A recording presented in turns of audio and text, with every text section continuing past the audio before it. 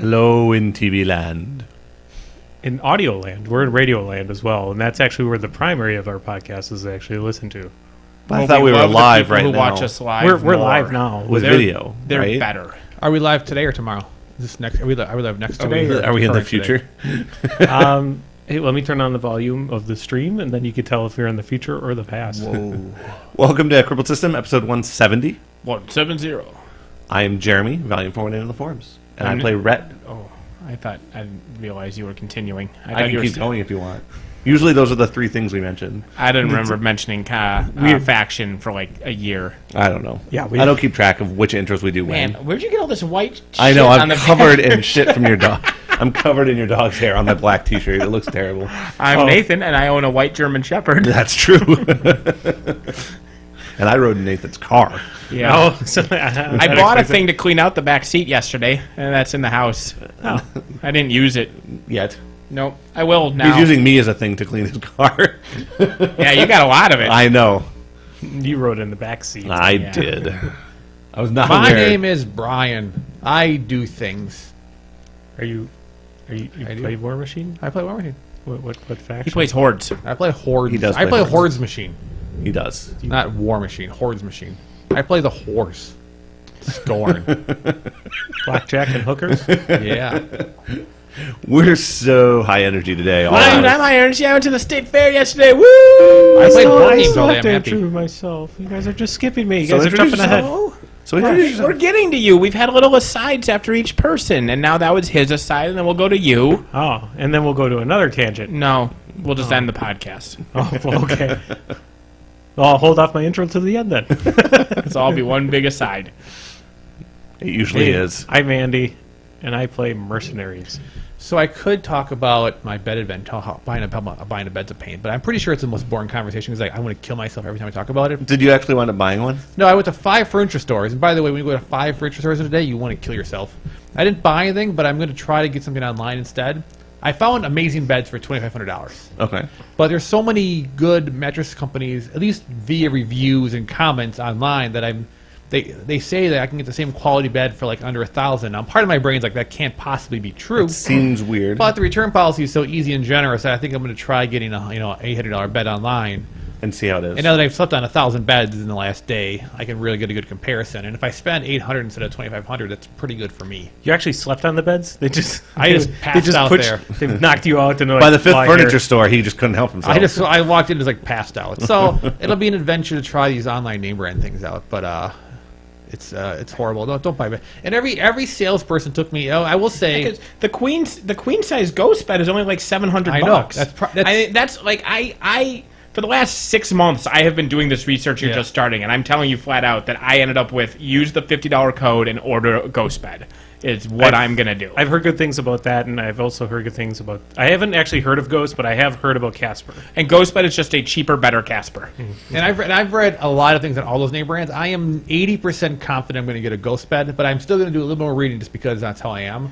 But I'm pretty confident that there's also a thing on if you sleep on your side, if you sleep on your back, the different lightness, firmness. And I think ghost bed was also rated high for sleeping on your side, which is kind of the tiebreaker.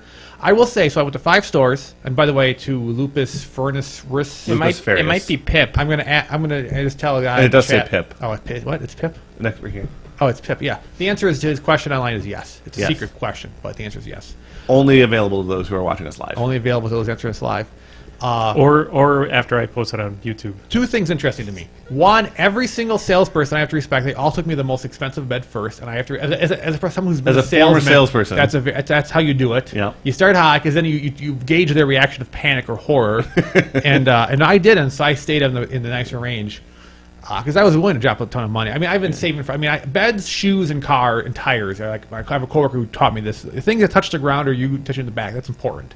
Don't skip on tires or shoes or beds. Interesting. That's important. Those are just important key elements in the world. Those are where I always buy the cheapest, by the way. Yeah, see, probably.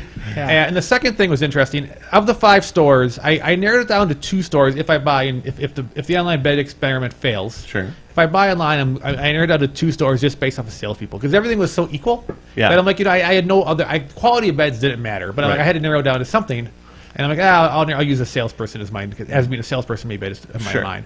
In one store in Steinhoffel's, As soon as the guy realized I wasn't going to buy it today, he gave me his card, and I swear to God, he sprinted away from me. He like just bolted as fast as he could to get out of my line of sight as soon as he realized I wasn't going to spend money. And like, and the lady at Ashley was amazing.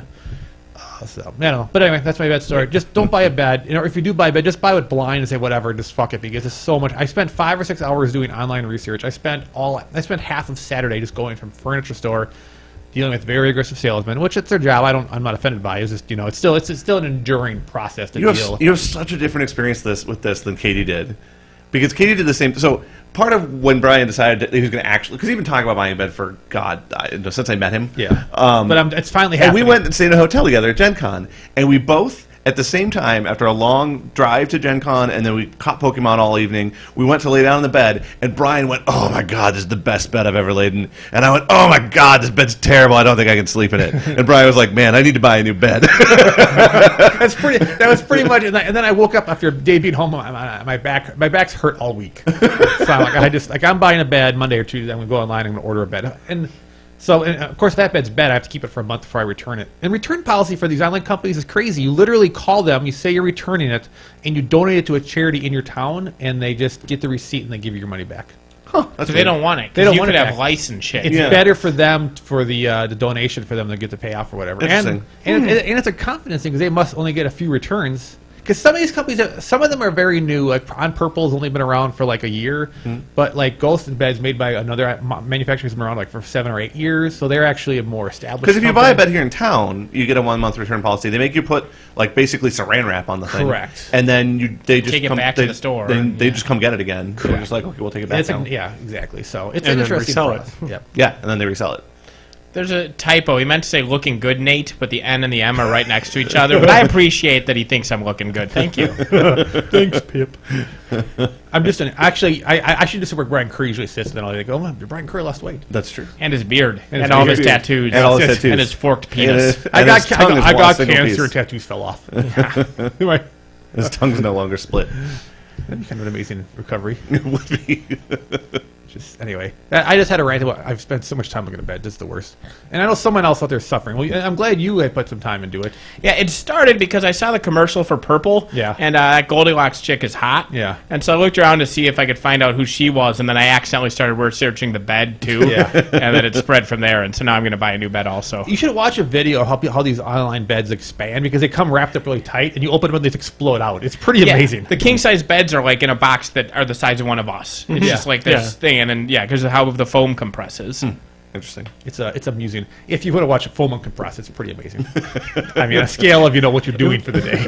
It would be more entertaining if part of their return policy is for you to get it back in that size. Well, that's why I to called. ship it back. That's why I was like, man, how the fuck do I get this back? And then I called one place, like, well, just give it to charity. Well, that seems suspect. So I called a few more, and that's what they all do. I'm like, well, I guess that's that's just the thing. yeah. I mean, you'd almost want to basically have everyone get a bed. Some guy And then- one guy's a guy bought 4 beds, kept one of them. The other 3 went to charity. I mean, if you have like upfront cash to do that, Yeah. you You buy all 4, you put them in different rooms of your house, you sleep in each of them for a night, and you're like, oh, I like this one best. And I'm going from a coil to I'm going to go from a Oh, coil God. to a. Oh, my back hurts just thinking about that. And even transition, it takes a few. I know the first few days, like I have to ignore. However, even if I don't feel the great, weird thing for me, so Katie had a foam bed that she got when we were dating, and so when we got married, I went from my super shitty spring bed to that.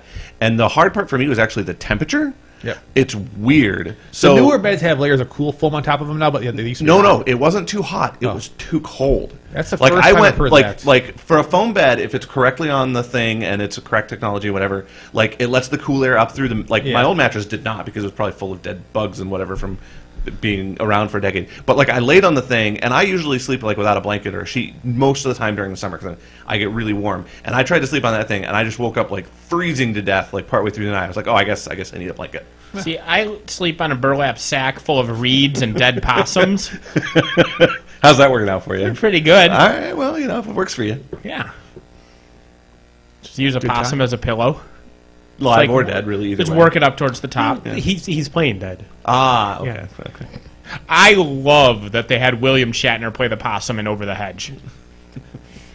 Because the whole premise is that he overacts when playing dead, and it's great. That was a Hedge is- shockingly good movie. Out of all the odd not Disney The animated DreamWorks. films, Oh, the the DreamWorks DreamWorks knockoffs. films Is that especially. the one with that the one rocket? is- The rocket They build a rocket. Yeah, They accidentally make a rocket out of the like the barbecue. I love that. That whole over sequence. the head, just that scene's amazing, and Shatner's great in that. Yeah, movie. Shatner's good. That scene's amazing. Like the squirrel, the Steve Carell squirrel, and he like drinks an espresso and time stops. Yes. Or no, was it a Red Bull? It was something super highly caffeinated. They gave him an energy drink. And time literally stops. Yeah. It looks like the scene with Quicksilver. Yeah, that might be my favorite DreamWorks film. I'd have to double check if they have any other surprisingly good movies that I'm forgetting. But Who did the one that came out earlier this year? Or That's helpful.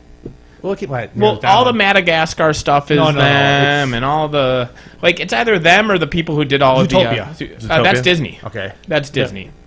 The Life of Pets Not Pixar, thing, that's DreamWorks as well. Which is Life of Pets, yeah. Life of Pets is Life of Pets was not as good. Life of Pets was actually a kids movie written for kids, as opposed to a kids movie written for adults, and so it was okay, but it was not nearly as good for me.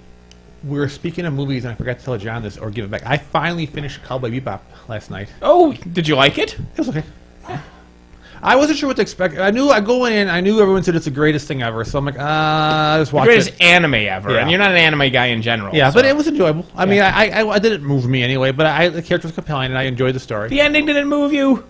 Come on, a little sad. It ends, you're like, oh man. I mean, and I've never seen the Spirited Away movie, and I keep hearing. You've never seen Have you seen any of Miyazaki's the ones that he's famous for? No idea. We should watch Miyazaki. Princess Mononoke. Miyazuki. Whatever. Mike Kazuki.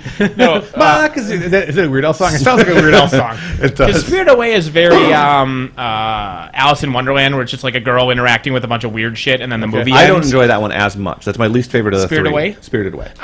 Of the three? Because isn't that one always? They always mention Spirited Away, Howl's Moving Castle, and there's a third one they always mention. So there's like 20 Miyazaki films, Right, but and there's they're the all amazing. But the top, I guess a lot of people talk about Howl's Moving Castle, but to me, the big two that you can debate being his best are either going to be Spirited Away or Princess Mononoke. Okay. And Princess Mononoke might be one of my top 5 films of all. No, that's a lie. It's for sure one of my top 5 films of all time. I absolutely love Princess Mononoke. Okay. I've definitely seen both. I'm forgetting. Spirited Away is the one with the girl that has the dragon ghost thing that follows her around. Yeah. Well, I mean, it doesn't follow around in general, but for yeah. part of the film, It's the part of the dragon film. ghost thing. It's a Okay, river I like that spirit. one less. I like Spoilers. the other one better. I like Princess Mononoke better than Spirited Away. Yeah, with Someday. And I really enjoyed Howl's Moving Castle. I think that's actually really good. I like they're all their own thing. Like Ponyo's just a fun kids movie with hooray! It's like Little Mermaid but more adorable. She's the one that rides the witch that's the delivery service girl. No, that's Kiki's Delivery Service. Kiki's Delivery Service. I like that one a lot. Ponyo is the fish who wants to be a person. Oh, okay, yeah. And then you have Nausicaa, the Valley of the Wind. You got Porco Rosso. Are any of these as good as High School of the Dead? That's my bar for all anime. None of them are as delightfully terrible as High School of the Dead. Can I? Any of these, are those things? Oh, I wait. can watch? This is an important question. Dubbed or subbed? Generally speaking, I prefer subtitles, but the dubbing they did for Howl's Moving Castle is part of why I like it so much. Miyazaki gets really good dubbing. Yeah, his dubbing's amazing. His dubbing is really well done. Interestingly enough, Sorry. Princess Mononoke has one of the only films I know of where the gender of a main character switches. Because one of the characters in Princess Mononoke is male in the Japanese version, and then in the American version, she's dubbed over by Dana Scully. What's her name? I don't remember her actual name, but Dana Scully. What's her name? Gillian Anderson. Gillian Anderson. Thank you. So the character changes from male to female. You can jump at any time. It's not our fault you're uncultured swine. These Yeah. movies are great. They are I fantastic. liked Wreck-It Some are Ralph. comedies, some are action, some are dramas, some are romances, some are kids' movies. Miyazaki runs the gamut, and that's what's so good about him. Are any of these like Legend of the Overfiend? My Neighbor Totoro is the other one people talk about all That's the the time. other one yeah. people talk about. Yeah. Yeah. Yes. All right. And that's more like Winnie the Pooh, just, That one's people kinda goofy, adventure but with- it's fun, yeah. That's just a kid's movie, goofy fun. No, Prince of Mononoke is a fucking masterpiece. Yeah, I would agree. Let's go watch it. I'd rather watch Kiki's Delivery Service. More what I'm in the mood for right now. I don't think you've seen Princess Mononoke. I think I have. Okay. I don't know what just happened. the Iron Town on the mountain, and there's the forest outside of it. that they chop down. Announcements. Yeah, Yeah. it's fucking masterpiece. It's a great movie. Announcements. Tournament next week. Tournament in Madison, Wisconsin next weekend at Pegasus Games. 75.2 list. Is that Rick's tournament? Rick's tournament. This coming weekend. This coming Saturday, the 20th. Next Yes. Saturday. It should be a good tournament. We have people from Chicago That's coming, this Milwaukee coming, and me and Jeremy sadly won't be there because of our That's friend true. JR. You son of a bitch. You JR. son of a bitch, Jared. I Not that he work. listens. Well, JR could come. JR's bringing his wife. Yeah. So And We're going to go get corn instead. So he's coming up for the weekend, his wife and him, to hang out with at least Katie and I, since they're staying at our house. And both Katie and Megan would possibly let us live, but both make JR and I suffer if we went to the tournament. Yeah. Which is too bad, because JR has gotten back into War Machine since Mark III hit. Yeah. He's actually enjoying it. He is dropping Crix, and he's going to probably pick up, he had told me, but now I forget, I think he's at Circle. Because he was just like, he played Crix at the WITC, and like he was like already on the fence from having like played 20 or 30 games of Mark III and tried to practice it in casual and whatever. And then at the WITC, he just literally got it beat out of him. He was like, yep, nope, this is bad. Well, I think that if you only play 2 or 3 of the Crix casters, you can still do well, but the faction got We had 2 lambasted Crix so players hard. at WITC, and Yeah. so him and the real problem was that him and Green had to split the Crix stable, and then it was just terrible for both of them. Like they just had no answers for anything. Because there are about 3 good casters in Crix, and there are not 4 that paired well that they could. Oh, figure out. sure. Well, So in the you couldn't team, You overlap can't it. the team can't duplicate casters. Oh, okay, that's Yeah. what threw me Yeah. off. Okay, That 'cause was the problem. Our, Sure, our team but had no communication with that. in normal life, that won't happen. Correct. So in normal life, you bring Denny 1 and Venethrax. yeah, for anti-hordes, maybe Witch Coven is still good, but I mean, you bring Denny 1 and one of your other decent casters, Correct. and then just one list Denny 1 the whole time. Yeah, and that's just not. He's not interested in having an. Because one of the things he always liked about Crix, other than the fact that they were broken as shit and amazingly powerful, was the deep stable of casters, and he can try different stuff while staying in a single faction. And Crix just isn't that way right now. I love that that's where minions are at. Yeah, I 100%. have 10 amazing casters. Yeah, and I mean a lot of factions Suck have. at Crix players. I think most factions have a lot of playable casters right now, and Crix is really in the minority that they don't. Yeah. Yeah, we had a couple Crix players at the tournament I was at yesterday. So, I mean, How'd they do? well, I know one had Denny 1. I didn't play any of them, so Okay. I didn't have an answer for that. I played Trolls, and then Kador, and then Trolls. That's what I faced. So Boom. You played Felix, right? I played Felix. He made it to the final round, didn't he? He was in the final round. Wow, good for him. I With suppose, Magic 1. Are we going into? Did you? Are we going Well, to? that means you any lost more- to any- Felix. What's wrong with you? Any more announcements? So we have a tournament next week. Game Hall Con. Game Hall Con. War Machine Weekend. Same War weekend. Machine Same Weekend. weekend. Just tickets went on The sale. tickets Tickets went just on went on sale. sale. I bought my ticket yesterday. I still haven't Are they bought the mine. same weekend again this year? Yeah. So, same so weekend. we're going to War Machine Weekend for Game Hall Con. Sorry. I'm going to Game Hall Con. Yeah. I'm not going to make it down to War Machine Weekend. What? What? What? What? What? You're going to War Machine Weekend. I don't have pass or a room or anything. We'll get What? that. Well, go get those You're going to things. War Machine Weekend. There's no choice in the matter. You don't have an option.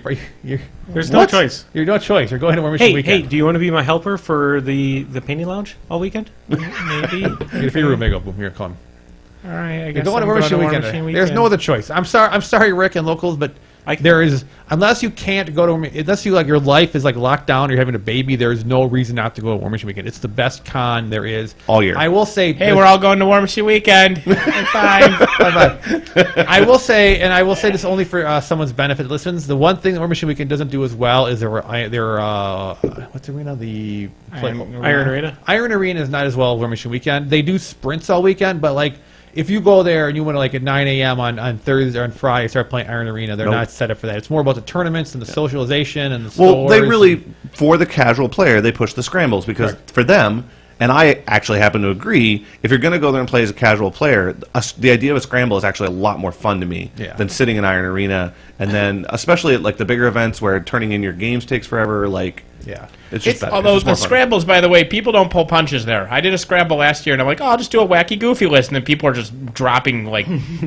high level net deck tournament level shit, and I'm like, oh, okay, just because it's only a 4-person tournament doesn't mean you're Well, not. you can also pulling get, you can punches. like get your 8 friends and you have 8 friends. Yeah, that's what I did. I literally last year was like, let's do a scramble, and it did not go terribly well for me because it was like me, Tom Guan, Craig, whatever his name is, Keith Christensen.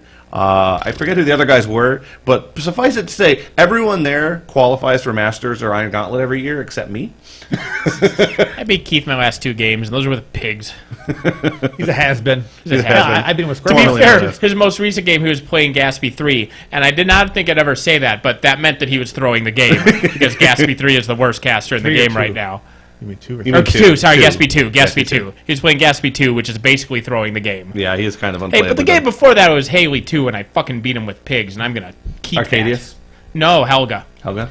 Yeah. I beat him. I was able to score on my turn and block him out from getting to the zone, so I scored 2. No. It was he let me score on bottom of 2. Ooh. And then so I scored 1 point on 3. And the point is, I was up 2, and then he was beating me on attrition, but I feeded and slammed him away from all 3 incursion flags and scored all 3 flags in a turn. You can do that? Yeah, they're each control 1, dominate 1. Yeah. So I just slammed him away from all 3 flags and went score. Go to 5. Suck a dick. Your team has a lot of solos. That list. No. Surprised you were able to control all 3. Yeah, like a 3 remaining slaughterhousers on 1 flag, Helgon the middle one, and then a beast over or some solo. Like, yeah, that's fair. Did someone have I had a topic unless someone had something else to add. Well, I was just going to go quickly over my tournament yesterday. Yeah, go over the tournament. I did go 2-1 for the full day. Okay. I did lose against Felix first round. The reason why I lost against Felix first round. Yeah, he's you son of a bitch, Felix. How dare he be such a pleasant person?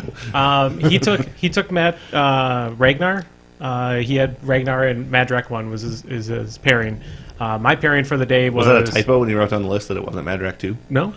Actually, both troll players did not have Madrak 2, which threw me off. Yeah. But so then I decided, I'm gonna. Before one intersection. One thing back. The thing that drives me about that not playing Magic 2 is if the troll players are smart. They know if they don't take Magic 2 to a major tournament for the next 3 months, then when the first errata hits, he won't be errata because he didn't win anything major because no one's playing him, and then boom, fuck you world and Magic 2 all day. Flip side, I know some troll players that aren't taking Magic 2 because they don't want to learn how to play him and fall in love with him and then have him be nerfed into oblivion. Yeah. Sorry, continue. So I took Ragnar. My list choices for the day were Exelon Thexus, my wonderful spam list, and Durgan one. Sure. Earthbreaker stuff. With Earthbreaker and stuff. So I ended up taking Exelon Texas. Fucking Mountain Kings under Ragnar's feet. What is Ragnar's feet? Ragnar's feet is 1 less die to damage. Oh. To models in his control. Wow. It is brutal. Wow. And I forgot that the Mountain King also has bulldoze now. Does he really? He has bulldoze now. Huh. Both Mountain King, Glacier King both have bulldoze. He had both in the list? No, just the Mountain King. Okay. I was able to handle most of his list. What I ended up having to do is I had to give him a kill box to prevent the Mountain King from just walking up and killing Exelon Thexus. That brought him up to 3 points at that point. That seems bad. And then all he had to do then was clear out the zone. And what I should have did that turn is he didn't have that many troops left. He had Ragnar, Mountain King, and like a couple of random guys. If I would have just unleashed everything I could into the zone, he would not have been able to dominate it then.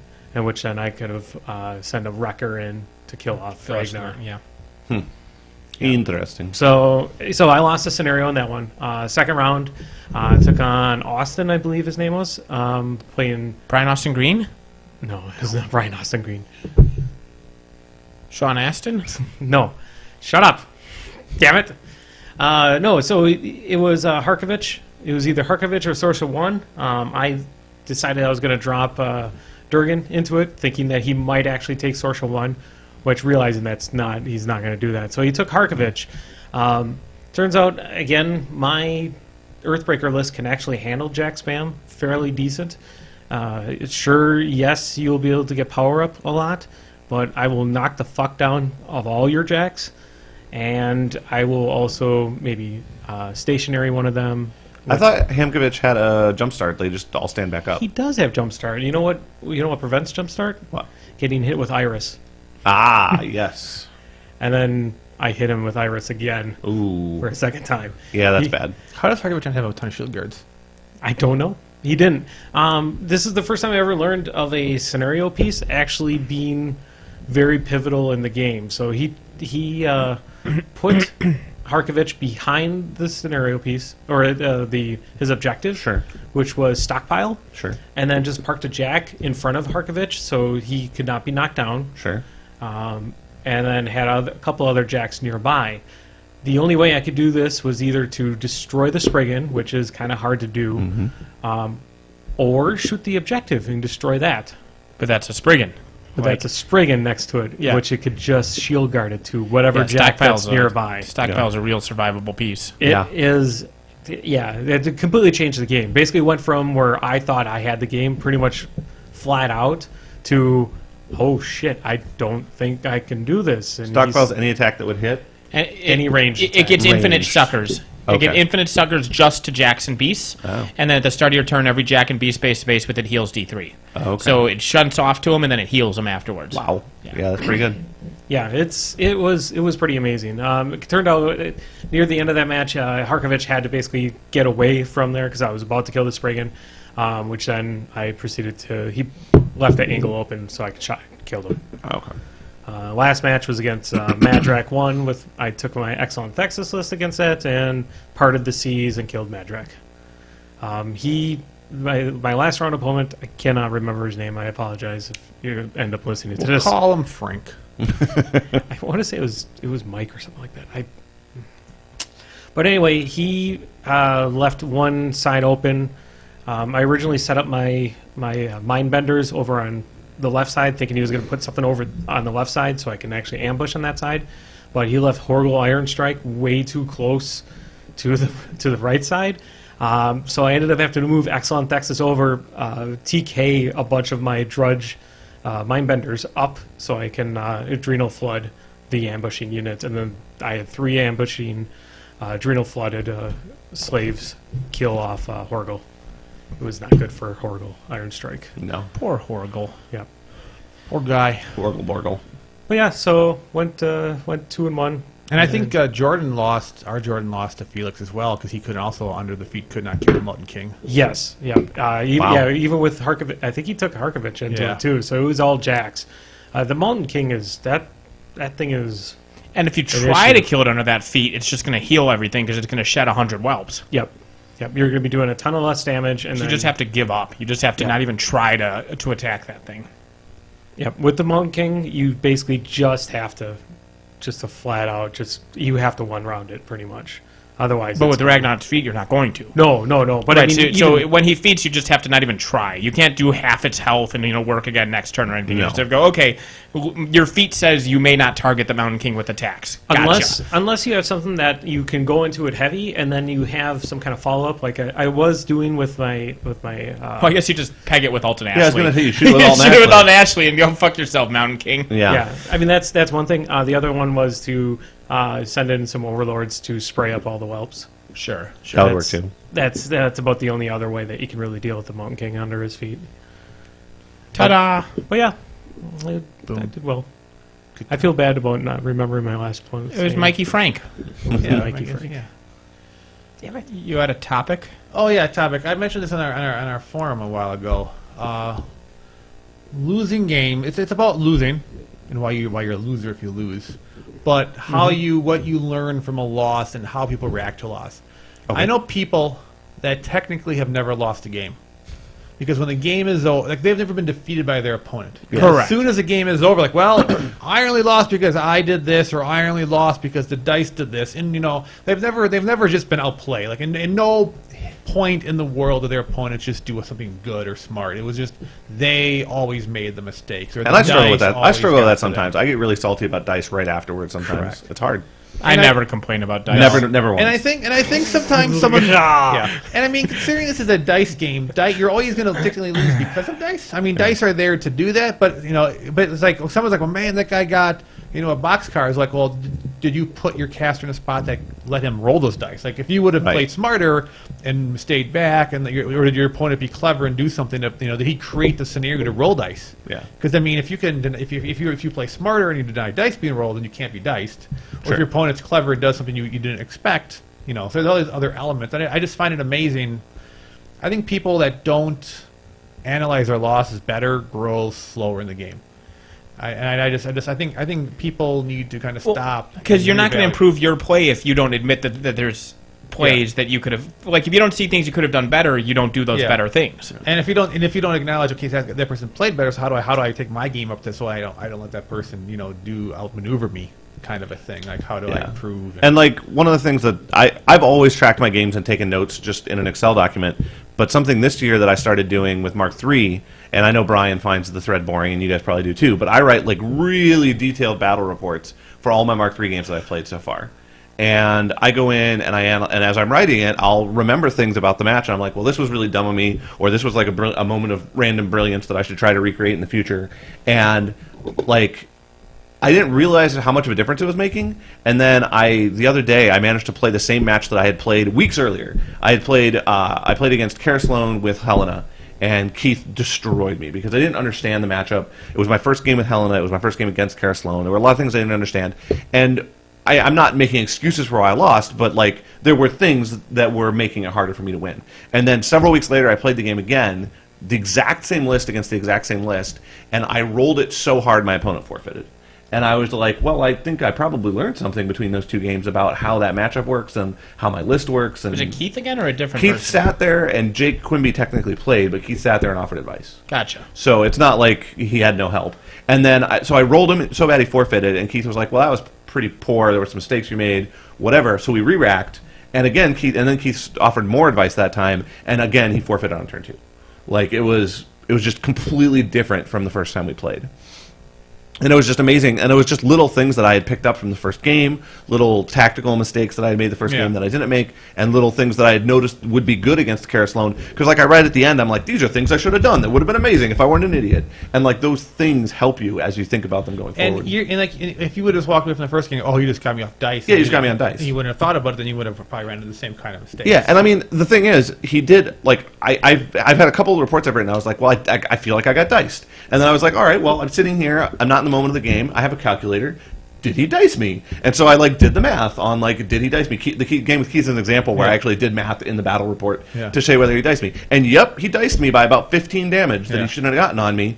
I guess next time I'll play that particular piece the same way I played it, because I played it right. It shouldn't have died. Yeah. Like, he did 40 damage to a 32 damage Jack, and he should have had 15 less damage on me. And people will get I mean, dice will be a reason of a Dice loss. do happen. But many times, though, you have to be very careful on that because, yes, maybe mathematically he shouldn't have done it, but could you have moved your army in a way not to give him that many attack rolls and completely change it otherwise? Like, could you have used And I could have, and there were things I could have done to make the math even worse. Yeah, so the lesson shouldn't be that only happens 1 out of 10 times. The lesson should be, what could I have done to make it never happen, or make it happen 1 out of 100 times? Well, there's a combination of factors there, because there are times when you make a move that feels tactically correct, and then you get punished anyway.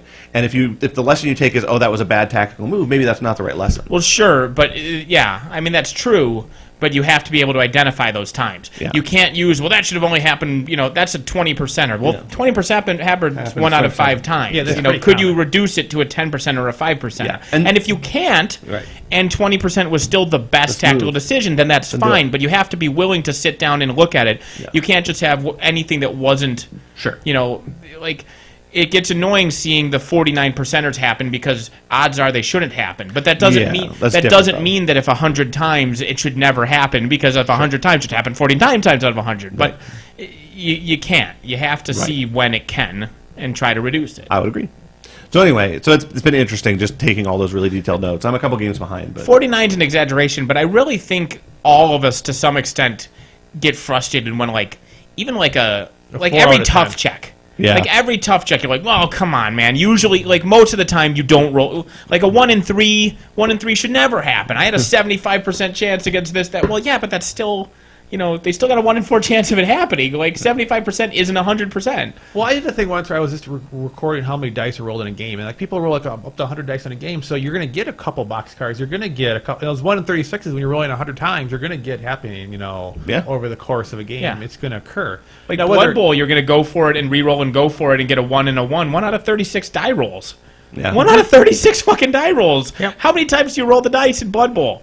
But it's so frustrating when you roll a 1 and then a 1. Yeah. And you go, fuck it, that's astronomical. Like, it literally should never happen, a 1 and then a 1. Well, no, it happens, like, every game. Yeah. Also, every game. It also matters, too, of, like the example of Blood Bowl, if you're playing, like, an elf team, the only time you ever fail is on a 1. Yeah. So that way, in my opinion, or at least what it seems like to me, is when you see that 1 pop up, it's it's frustrating. Yeah. And it it's feels so like much more. bullshit. Yeah, because know, it's even though like you 1 have in 6 should never happen. God damn it! I should never fail. well, I'm saying it's I'm trying to fit it's it a into betrayal words here. by the die because only that die can cost you the action. Yeah, only that number is the one. So that way, that number is so important to have pop up, Right. as compared to like a normal dwarf or something like that that's trying to just move. It's usually and it needs like a 5. yeah, or something like that. So, But yeah. then to Brian's point, the original point, like, what could you have done to not need to go for it? What could you have positioned to not have to roll the die in the first place? You could- know what I mean? yeah, And so you have to. That's what you have to take from it. Is not just go, well, it should have worked. Fuck you, game. You have to think about it. Sometimes people get lose by scenario. Like, well, why did you lose by senior? I mean, what could you have done differently? Did you not? You know, there's all these things people, I think, don't look at when they lose a game. Like, oh, I lost because that guy's a named player, so I lost because of that. Well, no, you lost because you didn't. I mean, there's all these other things. His models don't get stat buffs because he won War Machine Weekend. Like, he's still the same models. Yeah. my game against Felix, I lost that because I didn't shove as many drudges as I could possibly could into the zone. Yeah, and you lost because Felix was smart enough to go for scenario. That's a game. If it goes long term, he probably loses because your Thexus list is eventually going to destroy him. Yes. So he was smart enough to recognize I can only win via this method and went that method. Yeah. Because I've been in that scenario where my opponent can only win via scenario and never realizing goes for it, so then I win the game. Yeah. So I mean, there's these opportunities where your opponent has to. I lost someone last Wednesday or 2 Wednesdays ago because they were smart enough to realize they only had a path of victory and they took that route. You know, it's just. Yeah. I've quoted it 100 times, and he had it in his signature for a long time. I don't know if he still does, but Rick's signature on the Private Your Press message board was whether you win or lose a game, if you know why it was a successful game, and that's such a critical piece of information that everyone should keep to heart. That's for It's the very first, true. First like 6 months you play War Machine. I mean, you're going to lose games, but it's that learning process, Yes. learning what everything does. It's the entire career. Like, you should always be doing that. But for your first 6 months, you shouldn't even care win or lose. You should expect to lose. Sure. You know, there's the go adage, which is to lose your first 100 games as quickly as possible, because the expectation is that you will lose your first 100 games, and you're a fool if you think otherwise. It's pure hubris to go, well, I'm going to be so good when I start. No, you're going to get fucking annihilated because the game's complicated. You don't know what you're doing. Just go out there and lose and learn why you're losing, and eventually you'll win. Yeah, the biggest part, is knowing why you're losing. Yeah, because if you can identify why you lost, just don't do that again, and you'll eventually run out of ways to lose. Is what it boils down to, right? In theory, yes. Right. In Like, theory. that's all you have to do is one by one eliminate ways to lose. Sure. Not even being sarcastic. I'll tell you what, the more I've played in Mark III, the more I realize I need to just put a shield guard in every list. And it feels really frustrating to do that because it's, in my faction at least, it's, I think, a minimum of 6 points to take a shield guard. And it's frustrating because that's 6 points that could be doing other things. There are some factions where it's a minimum of like 17 points. That may be true. I think Circle has to take like Rorsch and Brine with or has to take There's one of their heavies has. one of their heavies has it. Okay, but it's So like that's rough. it's a double-digit investment. Yeah. And But a at lot any of those rate, models and they're the models you want a shield guard off of because you don't want the heavy to get hit by Alton. So Right, if you exactly. You want your light to take the hit that doesn't exist. but my point is that, like, I probably just need to start putting a shield guard model in every single list because there are enough guns in the game that single-handedly do so much wreckage when they go off that, like, you just have to have an answer for them. Yeah, I think if I do a pig caster, I have to spend like 28 points because I have to bring Wrong Eye and Snapjaw with a blind walker. I think that's the only way a pig caster can get a shield guard. Really? I don't think there's any minion solos that have shield guard. The other answer to Or you can play Sturm and Drag. Or I can just play Sturm and Drag and every beast. And has every shield beast guard. is shield That's guard. why one of my lists is Sturm and Sturm and Drag. Drag, yeah. What I found with some of my lists, if I make a list that's so aggressive and so fast and so ridiculous that if I can get to there shooting things first, I don't need any shield guards. Yeah, it's true. I mean, if you can go the Speed other, 7 and advanced deploy infantry is all the shield guard you need. I'm actually talking about like solos Yeah, that they tie 'em can up. that they can Fuck 'em. scream. Like that's the thing. Like I got beat by I played a game against Dan Wasman this last week, and I had that game won dead to rights against his Vindictus list, and I literally got beat by a single Reckoner shot. Like just one Reckoner shot straight killed my caster. So why was your caster in shot range of a Reckoner? She was screened by a bunch of stuff, and like there was a bunch of stuff between them, but his list was able to remove it all, and then the Reckoner one shot my caster. Like, back further. or I could just take a shield guard and not care. It was the only gun on his list. Yeah. Like Right, literally but you didn't one have a shield shield guard. So like that's the point. Yeah. Like My point is, I should put one in that list. Or keep her back farther. or just Well, I was at the edge of the kill box. She couldn't be back further. how Dead to Rights had you won. Not yet. Not fast enough to take 2 control points. Okay. Like I needed to actually, Engage the Reckoner. and also it was only going well because Kalissa had done work that turn, which she couldn't do if she had. Okay. Well then Yeah. there you go. Okay. See, that was risk reward. You did this thing that Yeah. we did some work, and then things went well, but then you died because you did work. Maybe Yeah. if you took less work, you wouldn't have had to take a slower path to victory. Your I reward was don't. I don't know that a slower path was going to work for me there. But at any rate, the point remains that one Should have shield racked one guard of your would own be jacks huge. for cover. Yeah, that would be nice, right? The good old days. I'm getting closer to being able to do a scoring episode. I'm getting more of my casters play. I'm beginning to think I need to wait after the first major errata in like December, January before I do. Oh god, I'm definitely not waiting that long to do red. I think I can do a minion one. I could. I really am curious when they make their changes if it's going to impact every faction to some degree or only some. Like I really wonder because I'm just curious what kind of impact because we don't know. We don't know what kind of impact We have no idea. it's going to be. Yeah. Is it going to be just like okay, they're going to fix the three big trouble models, the 3 most ridiculous models, and the 3 worst models? Are they going to like every faction's going to get a little bit of a tweak? I'm I not mean, going to lie. I suspect that what's going to happen. This is my guess, and I have no reason to base this on. The 3 or 4 most egregious things are going to get quote unquote nerfed the way Gatsby 2's first nerf was, which affected him, sure, but in no way made him not still the top S tier caster in the game. And I suspect that's going to happen. his first nerf was actually for something that was down the pipe. Yep, they made him. He couldn't use large targets, so it didn't even. Oh no, I'm talking the first one where they went from whatever it was. Non-character. No, to Ghostly. That was the non-character was much later. Yeah. When he went from Because you lost incorporeal to large base Ghostly. models first. I was talking the incorporeal to Ghostly. Okay, that's like a second or third nerf. Yeah. yeah. Yeah, I mean, it's really curious to see because no one knows what to expect from their first level, and there's definitely some models who are probably pretty high tort. Some models that are pretty behind. We have Tort and Pip. Holy At the same time, We have America, England, and Australia in this chat room. We right are now. an international and chat wherever room. Monkey Moto's from. We'll just say he's from Japan. Well, it makes sense. But yeah, So, go ahead. And You were Travis talking is from about Mars. something. I don't know. I just realized Pip Travis- and Tort were the he's same from form. Vulcan. Travis is from Vulcan. Yeah. Yeah. Which exploded. So I'm sorry, Pip and Tort. Actually imploded. My brain, I just realized that was Pip now. I was thinking Pip. I just assumed it was Tort. 'Cause I kept thinking Pip and Tort were the same person. what? Well, I mean, I know. I figured Pip. I thought Pip moved to Australia And changed and his name changed to his Tort. name. I mean, I knew. I just figured, and now they're both here. I'm The so new thing confused. is like Pip's it's like 2 in the morning for him. Yeah. Right now. See, Like this I've missed you, Pip. That's dedication. Did you know that I had met Nanu Kitty Nick? Yes. I did not know that he's a fellow press ganger. Is he You know, actually really? non-Euclidean? I don't know. I've never I met don't a know non-Euclidean person before. Don't know the depth. I don't know the meaning. It's somebody who isn't Euclidean. Stab you in the head. What does Euclidean mean? Euclidean is things that can exist in our definition of dimensions. Like, so a shape, so like take like a Quine bottle, that's a non-Euclidean shape because it literally cannot exist. Take a what bottle? What? Quine bottle, so you know a Mobius strip is a 3-dimensional thing.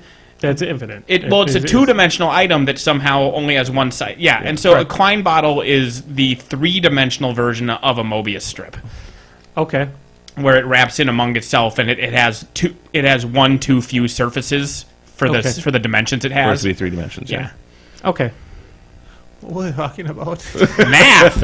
But so non-Euclidean Euclidean geometry is the geometry we use in our physical space, and so non-Euclidean geometry is like the elder god version of math, where it's like Cthulhu-based things that your brain just breaks in half because. Sure. Yeah. Okay. Yep. Yeah, I met him. But is he non-Euclidean? I met a listener on our. You did. I did too. Aaron. Was it Aaron? I thought it was Mike.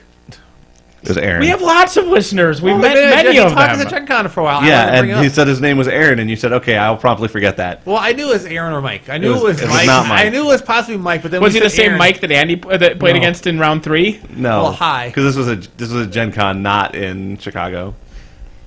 Yeah. Yeah, I was talking about scoring. What was I don't know. Now the errata. Euclidean Nick says, "Hey, Trevor, there's no one named Trevor anyone involved here." Trevor would. Is he talking about Travis? I think maybe he means Travis- because Brian is talking about Scorn. I Well, don't know. Trevor and Travis are very similar, so maybe he's. They're almost identical. They're almost identical. They're very similar I people. mean, when I think of not only just in personality and beards and political structure, They both support the same tie-break system. Yep. I know Travis is a huge fan of it. Yeah, they're basically the same person. And now we just wait for Travis's response in the chat. He's driving here now with a very large stick. Just foaming at the mouth. What else? Oh, I don't. I'm so curious about the first thread. I'm like, what level they're if they're gonna get if they're gonna be super cautious on the first thread and do a bunch of little things. If they're I gonna don't know. I think waiting. I think it's a fool's game to wait for the first They errata. need to hit the big three things hard. Yeah. Which in your mind are? The one, the other one, and the thing. So Madrak 2. Sure, obvious. Everyone agrees he's number one. Wormwood probably is there. That one, there's a lot of debate on, but okay. Yeah, there might be. That's debatable.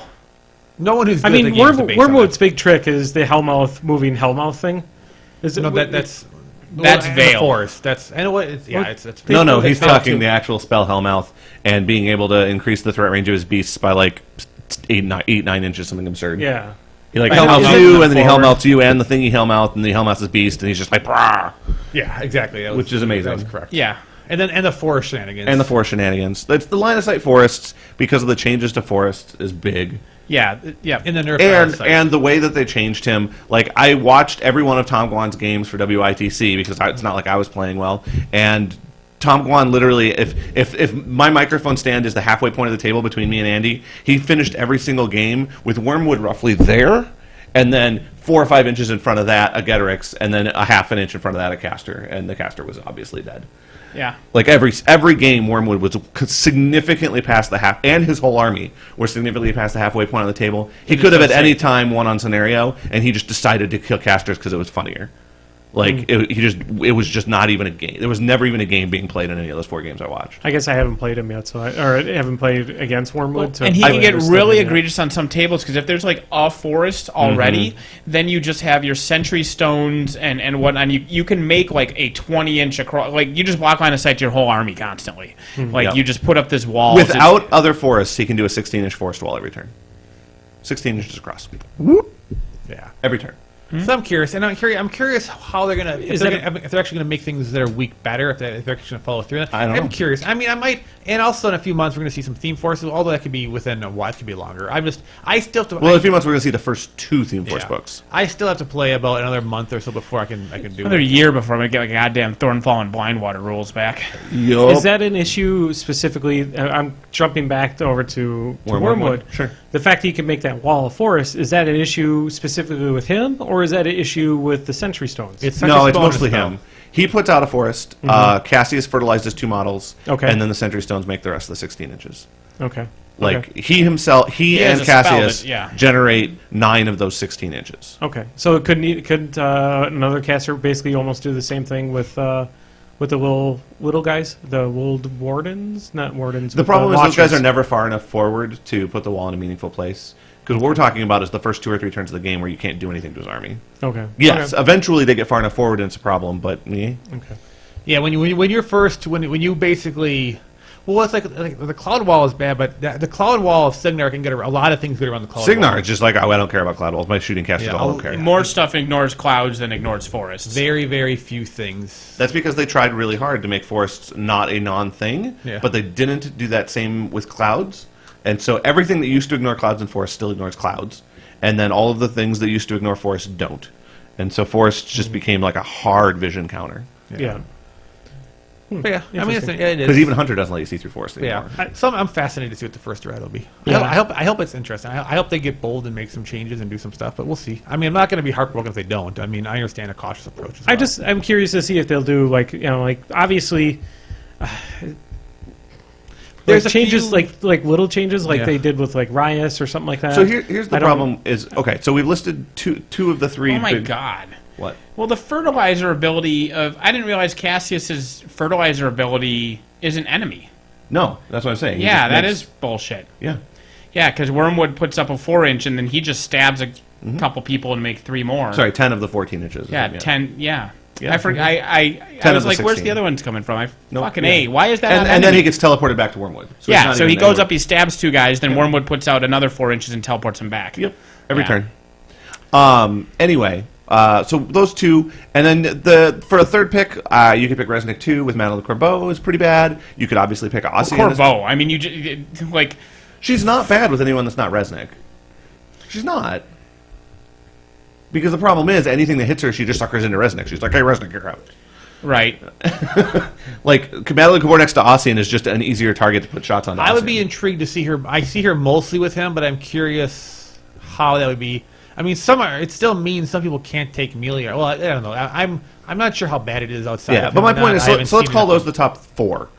Madrak 2, Madrak Wormwood. 2, Wormwood, Ossian, and Resnick 2 / Corbeau. Yeah. None of the 4 of those have won a major event. None of the 4 of those have run over tournaments. Well, Madrak 2 is just because Jay lost the game that he didn't play Madrak 2. That's my point, is how you can't say that based on tournament data Correct. they're a problem. And that's- Because the tournament data shows that as soon as you play a caster that's not Wormwood, you lose, and as soon as you play a caster that's not Madrak 2, you lose. That doesn't mean that Madrak 2 and Wormwood aren't good enough to be... My point is, as Privateer Press, they have a very Right. valid point to say, you guys are all jumping up and screaming about these things being overpowered, but it's not like Crix, where if everyone doesn't bring an anti-Crix list, they win the tournament. That's not happening. Well, the other issue though too is what they're really trying to push for in this game age for Privateer is fun games. Mm-hmm. And generally, from what I have seen, watching this Madrak 2 just basically swoop through your entire really fun armor, for the troll player. kill everything in the world, and then come back and kill your caster. Or just be unkillable. Yeah, that's not a fun game. I played against a player who barely knows Madrak 2, who executed terribly, and it was like watching someone who doesn't have hands play a shooter on their keyboard with their face and still win. That was Crix and Mark II was a lot like that. Yeah. That's why Jordan went to his Dream because Jordan, as ego as he is, he hated Losing to Crix, like a terrible Crix player. A player who doesn't know what he's doing but wins just because he said, I play Crix. Yeah. And losing to someone who doesn't know what they're doing, just throwing models randomly around, and then still losing to it just because the word is Crix gets frustrating. And that is how Madrak 2 works right now. But the thing is that's the difference between Madrak 2 and Wormwood, which is why so many top people are upset about Madrak 2, is because they know that if they play a top player with Wormwood, Wormwood's actually probably better than Madrak 2, quite frankly. I've talked to several people and they agree that the top levels, Wormwood's better. The difference is that any chode at any random tournament can bring Madrak 2 and beat them, and that offends them. So what they should do is the Madrak 2 player should have to be able to explain the abuse of the stone, and if they can't, they're not allowed to play Madrak 2.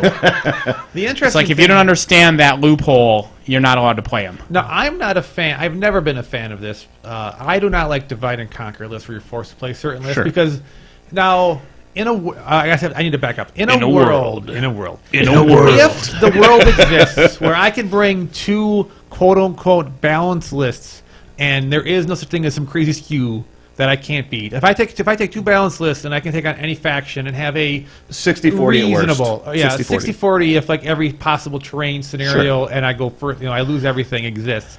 I'm okay with weird things. Agreed.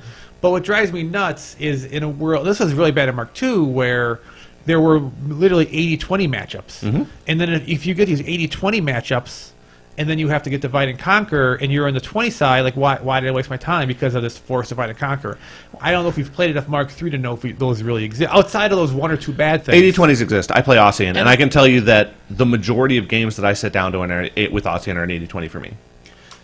But are you? But But part of it is how much could you? But how much is that is your choice versus? I mean, could you make a balanced Ossian list, or I mean, because there's things where some people like my list is a balanced Ossian list. Yeah. I have 2 jacks. I have several different units. I have lots of options. I don't have a lot of melee power. His claim is just that Ossian just doesn't lose. But Ossian, the problem is that because the combination of Deadeye and his feet, is a combination that puts you into an 80-20 against a lot of matchups. It just does. And that's a good example to my opinion, it is kind of a balance list where you have these multiple different things. Right. But I mean, if someone like Jordan Bourgeois is playing like a 9 jack list, Sure. and he's creating 80-20s, but that's his choice. So if he gets into the 20 matchups and he gets into Divide and Conquer, I don't feel bad if he loses because he created that scenario for The himself. problem is if his list is 80-20 against enough of the field, then everyone else is getting put into a 20 position because of his skew list. Correct. Well, and the thing is, though, and you can claim that Divide and Sorry. Conquer is supposed to fix that or whatever, but the problem is that you can still get bit by it even while building somewhat balanced lists. Yeah. Like I saw several years ago, I think it was his first year playing, but Keith got bit by this when we went down to Gen Con, and it was a Divide and Conquer event, and he was playing Crix, and one of his 2 casters was Mortenebra. You know, it was like Denny 1 Morty or something like that. And they weren't skew lists. It wasn't weird. He, built fairly whatever, but the first round opponent was Crix, so he can't drop Mortenebra, Right. because she just doesn't play against. No. Any list creation of her was not good against Chris. You need living models. Correct. It wasn't because it did skew. Yeah. It's she needs living models. Yeah. It was Crix and then Crix and then Crix and then Crix. Yeah. Until the last round, he just had to play Mortenebra and just lost. Yeah. And it wasn't because he skewed. It's because Divide and Conquer said, well, you know what, fuck you. And that's why when I see these conversations come up, and then you always get people like, well, see, it just moves the tactics into your list choosing more because you need to tactically realize come turn 2 or 3, well, this list is 75% my benefit if I play this matchup, and this list is only a 60%, or maybe it's a 40%, but I need to play it now while it's not an 80-20. Well, no. Like, you should never be forced to play, and sometimes that just never comes up. Mortenebra was a 0% win every single round for Keith that event. Right. She never was going to win any of those matchups No. because it was Crix. Yeah. He brought Aquaman and Superman, and every fight was at the bottom of the ocean, Yeah. and had kryptonite mountains surrounding it. And it's like, well, I guess I'm fucked. Yeah. And I have It takes the agency away from you, and that's so Yeah. frustrating. And if the game is truly balanced and PP pushes the gallons, and I still think at its core Mark III is more balanced, except for some of the egregious things. I think it's a better game, I would agree. except for the fringes. I think, and one idea people have been toying around, and without trying it out, I don't have any strong feelings, but I think it's worth trying out, is having one list events where you get like a big sideboard, like a 20, 25-point sideboard, where you can kind of change things out a little bit. It would be an interesting format to try out. It may turn out to be a terrible idea. I mean, I haven't done it, so I wouldn't endorse it. Did you ever play? Did you ever yourself bring ADR to Mark II tournaments? We went to some ADR tournaments. Did you actually play ADR? Yeah, well, I only a little because it was always ADR with the specific casters. Okay, so Red had a good ADR pairing for Yeah. quite a bit of the last Pretty two- much all of it. Yeah, So their they- ADR pairings were fantastic. Yeah. I took a lot. Whenever I played Red, I played ADR. I still think Legion was better in Mark II, but when I played Red, I played ADR. And the problem with playing ADR is you either get into a position where you take a semi-balanced list, and then by swapping 20 points, you make it a 90-10, and your opponent can go they don't even need to show up to the table. Like, there's just no point. Because that's what you try to do with your sideboard, is just have fixes. So you're like, well, Ossian has these like 2 things he doesn't want to see, but both of the things I could take for it detract from the power of the list in general. Excellent. Well, I'm going to take neither one, but they're going to both sit in my sideboard. And then Ossian's going to just raffle stomp everything until all of a sudden I run into one of those 2 things, and I'm going to swap in the fix for it, and then they just have no answers. But what if their list has those answers in their sideboard? The problem is the power casters that with the right fixes can't be stopped. So that may be true. And so if for instance there's something that beats Madrak 2, like let's say Ron Battle Mages feels good into it. If there is some piece that costs less than whatever that you're allowed to swap in, that Madrak can have sit in his sideboard that just says Battle Mages can all just go get wrecked, then he just wins every game. Yeah. And he doesn't play it unless you happen to be playing Ron Battle Mages. But that's the problem, is a lot of the factions have these niche pieces that don't see play because they're overpriced in general and very specialist. But as soon as you can bring them in for their specialist matchups, they're incredibly overpowered. Yeah, and I haven't played enough ADR to really have a super advice on that. So I mean, that may be the case. And I don't know that that's true, but I worry that that's the case. Yeah. And maybe in Mark III it's not. Because again, I just, if I feel that a faction can bring 2, if the model exists and a person could go to an event with 2 quasi-balanced lists, whether they choose to or not, that's a player choice. But if it exists to bring 2 balanced lists, Sure. and they choose to do it, as long as nothing exists that makes and maybe 1% exists, that's so extreme that the person would lose every game but against you. Sure. So you probably wouldn't even see him unless it was round one of some one in a million of type event. Yeah. That you can handle everything out there. That to me, I guess maybe I'm just living in a perfect dream world. But that's a game I want to play for the rest of my life. And that's the game I want to play too. And Where everything has at least a shot. Yeah, exactly. Well, not just a shot. I want to have a game where I don't feel, and this was why I didn't play Rat Much in Mark II. I don't want to ever sit down to the table and feel like no matter what I do, I'm playing a 30. If I'm playing 40%ers all day, it's not great, but it's livable. Because a 40 may come down to, okay, not only was the list bad, but The now the table terrain is bad and and the scenario is bad. And if all Yeah. those things come down and it goes down to 40, fine. Because then it comes down to player skill, and I feel most times I can overcome some player skill But when I'm issues. sitting down at a 30 before we even take into account the table, that's a pretty frustrating situation to be in. And right now, there are some skews that's the case. Yeah. Right now. Would the one list sideboard that you're talking about there, would it possibly be where you could have a caster on your sideboard? Yeah, Maybe.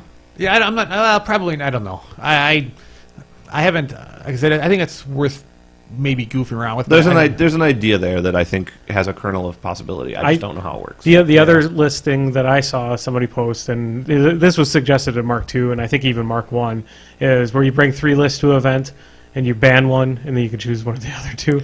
Yeah, I heard And about that's that. no. Nope. Basically making it so your opponent can't play something is, in my opinion, worse than. Travis mentioned something about giving your opponents a 20 though. I mean, I hope I wish the game was good enough that scenario couldn't exist. I would prefer a game where my opponent, I can make a list so good that my opponent isn't stuck at that 20. I want closer to even. I would prefer matchups. that game too. However, since the game didn't exist, I wasn't going to not play Lilith 2 all the time. Yeah. Yeah. I want the game to be more of that system. Now, there will always be moments and the player skill can come. I want player skill to matter, but I don't want it to be so awful starting out that it's, some ridiculous thing. And again, that's what as happen, things get made and they can get fixed. But that's what makes me excited. If I'm spending thousands of dollars on a game, I want to make sure it's as balanced and fun along the way. And I think Mark III has the potential of being that. I really think it does. And that's why I'm so excited to see the first errata. Because the first errata to me will tell me it might even be 2. I might even wait 2 full erratas and give them their first toe on the ground or big errata, see what the reaction is. But they said they're only going to have a big errata once a year, so that means you're waiting roughly 18 months from now? Yeah. Well, the first big errata might be January. December, January. There's been discussion. So then, yeah, I mean... Yeah, you're right. Yeah, basically. Roughly 18 months. But even we'll see what they consider. We'll see what they consider is big, and then we'll see what their next errata is considered medium is. Yeah. Because also in the next 6 and 9 months we have all these command books and faction books coming out. Which could make a big difference. Honestly, I'm pretty excited to see the next year. Because I don't want to be like, well, man, the game. Because I don't feel the game sucks. But in a year and a half, if I see 3 shitty erratas and I see problems not being addressed, I could probably confidently say in 18 months I'm out of the game. Yeah. But I mean, that's a million things have to happen before that's kind of concern.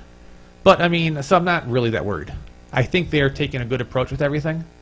But I'm also, some people say I'm going to play War Machine for the rest of my life. At some point I got out of Warhammer because at some point people are having fun at my expense. He's got a goddamn good point though. What did you say? That you don't have an issue giving your opponents 20%. No, and I said that. In a world where that exists, although you did list Assign as one of your as one of the things that should be errated. Yeah, I think he should be. The problem is, in a world where that exists, I'm not going to be the only guy who says, "Let's play by Oxford rules, and I'll bring a sword." And no, but 3 of my opponents brought guns, I lose. Yeah. No, I'm going to play the best thing possible because I'm a competitive player. I don't want that to exist. You're not that competitive. I'm not that good, which doesn't mean I'm not that competitive. There's a difference. Keith was the same way. Keith was like, I'm going to play this broken piece of shit thing because I hate it and I want the game to be better, so I'm going to play it until they fucking change it, so I'm going to bury it into the ground until it gets fixed. Yeah. Unlike certain ex-players in the Madison area who are like, oh, nobody in this... We have a gentleman's agreement that nobody plays Iris because she's too good. Yeah, no, fuck that. Yeah, exactly. At the end of the day, I don't want to... I have no interest in playing this made-up game that is not War Machine, but is War Machine with principles.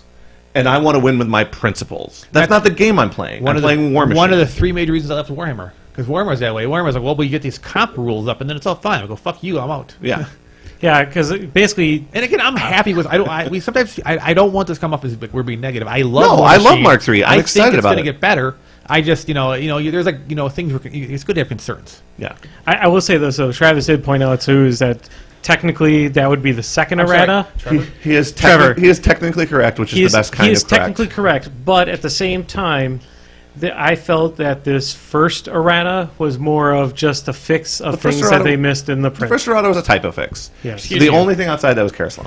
And they buffed brigands. I think that was a typo fix. It might have actually I been a think that- typo I don't fix. think they meant to take away the They didn't- charge I on agree. Hog Wild. I think it was a Didn't we mistake. find a problem that existed in the game over the? Didn't? There is an issue.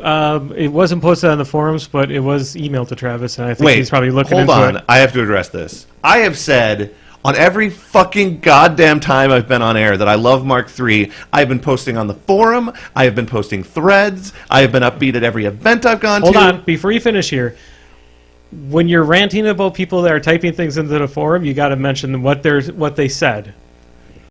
Oh, 'Cause- sorry. 'cause Somebody just people- said, people's somebody. audio But can't no. work. So somebody in the comments. Pierce Sternum. Pierce Sternum said Jeremy just said he loves Mark III? Question mark.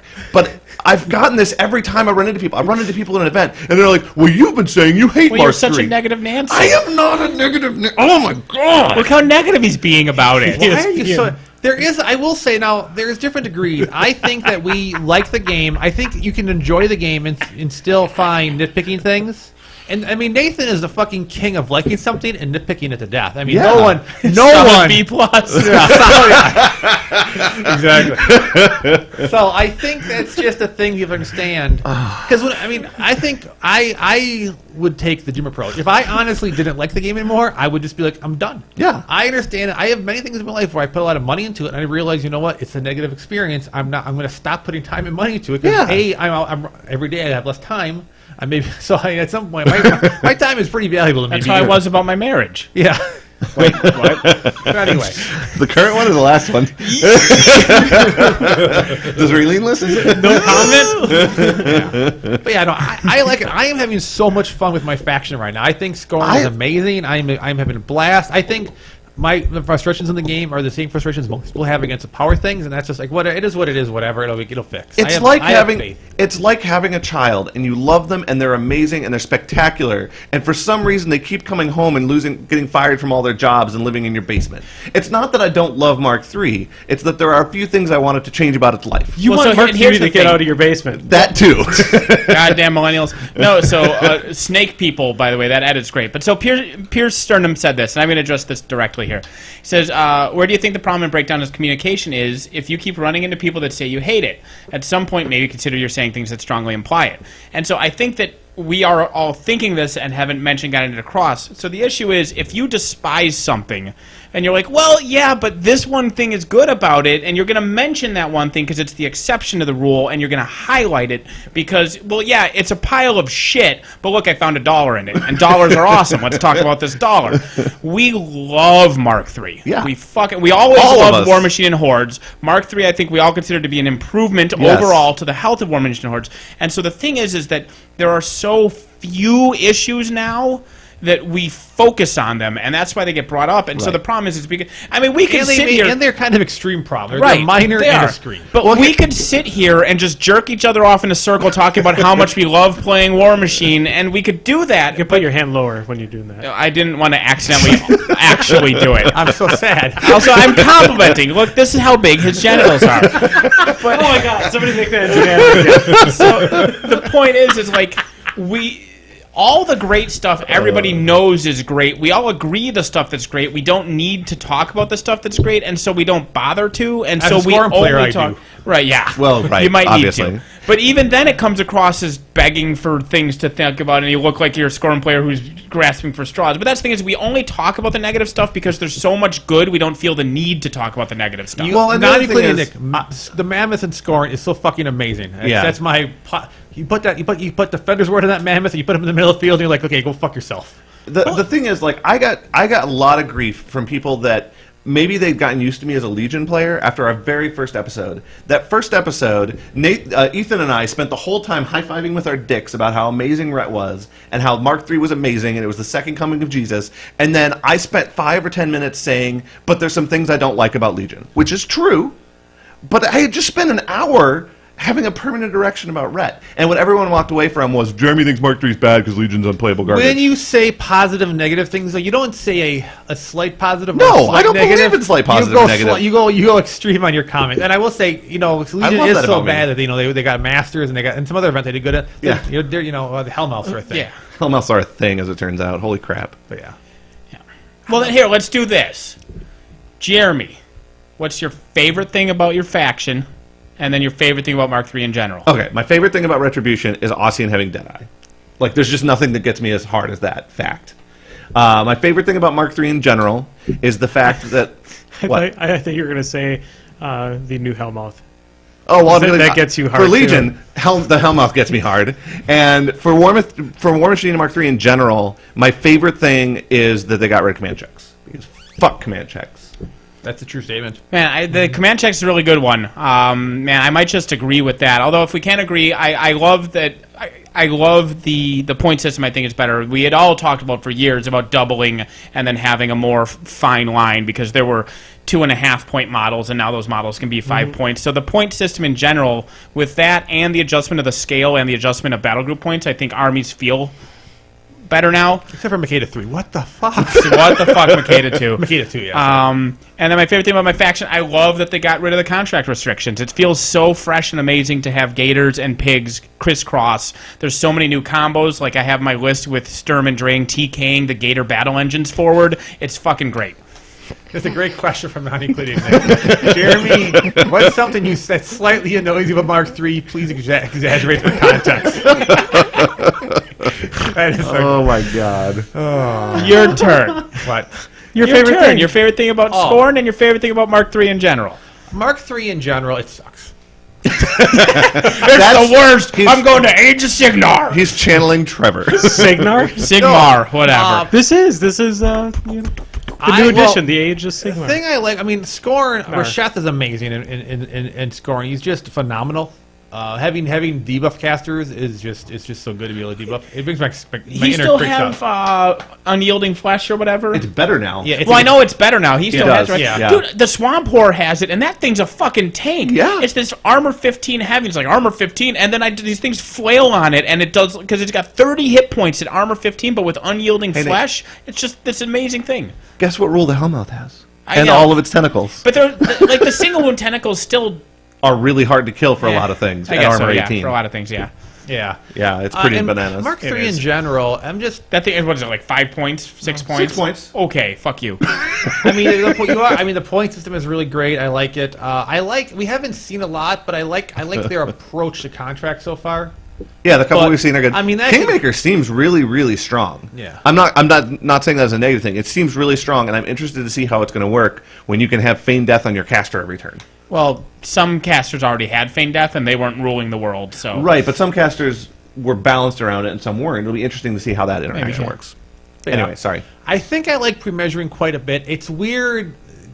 When I thought about pre-measuring, I thought it was pretty cool. But the fact you are able to pre-measure with proxies, which I guess kind of makes sense to some degree. I was surprised by that ruling as well, but it's been amazing for me. It is amazing, but man, when you sit down against someone, you have to because you almost have to put tokens. If you put a model somewhere to keep you safe, you almost have to pre-measure what your opponent can do, so you can you literally can start putting almost like counter tokens down just so you don't walk into some terrible thing. I'm just going to elaborate on that too. I agree with you on that. I Don't love get negative. I love pre-measuring too. I love the fact where I can go like, well, is he really 15 inches away from the side there? Oh, he's 14 and a half?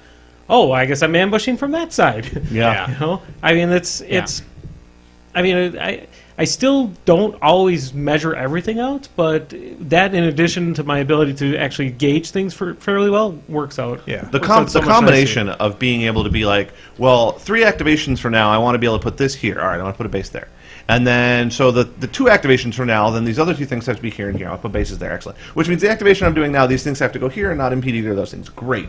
And it's just like, you can just like Machiavellian your turn in an amazing way. That's not how Machiavellian. That's nowhere near that. Unless you're having your models betray each other and manipulate their needs and desires to convince their loved ones to turn them into the police. Oh my God, that was so that's weird. not how fucking Machiavellian. Goddamn ignorant savage. That's more Shakespearean. More Shakespearean, I apologize. You mean Rube Goldbergian? Rorschachian? No, Goldbergian. The Rube Goldberg devices. I am aware what a Rube Goldberg device is. How many Clinton have you? Fuck. Sorry, Andy.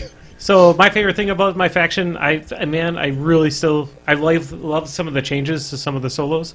I really like how Reinhold kind of turned into just a reload fuck that bot, guy. a reload bot into somebody who's Amazing. just detrimental to my opponent. You know, The stealth removal. fucking Iris is across the field. I know she's going to shoot my jack and cause issues. Fuck it. The only no problem more I have, stealth. the only problem I have with that guy is he doesn't play for red.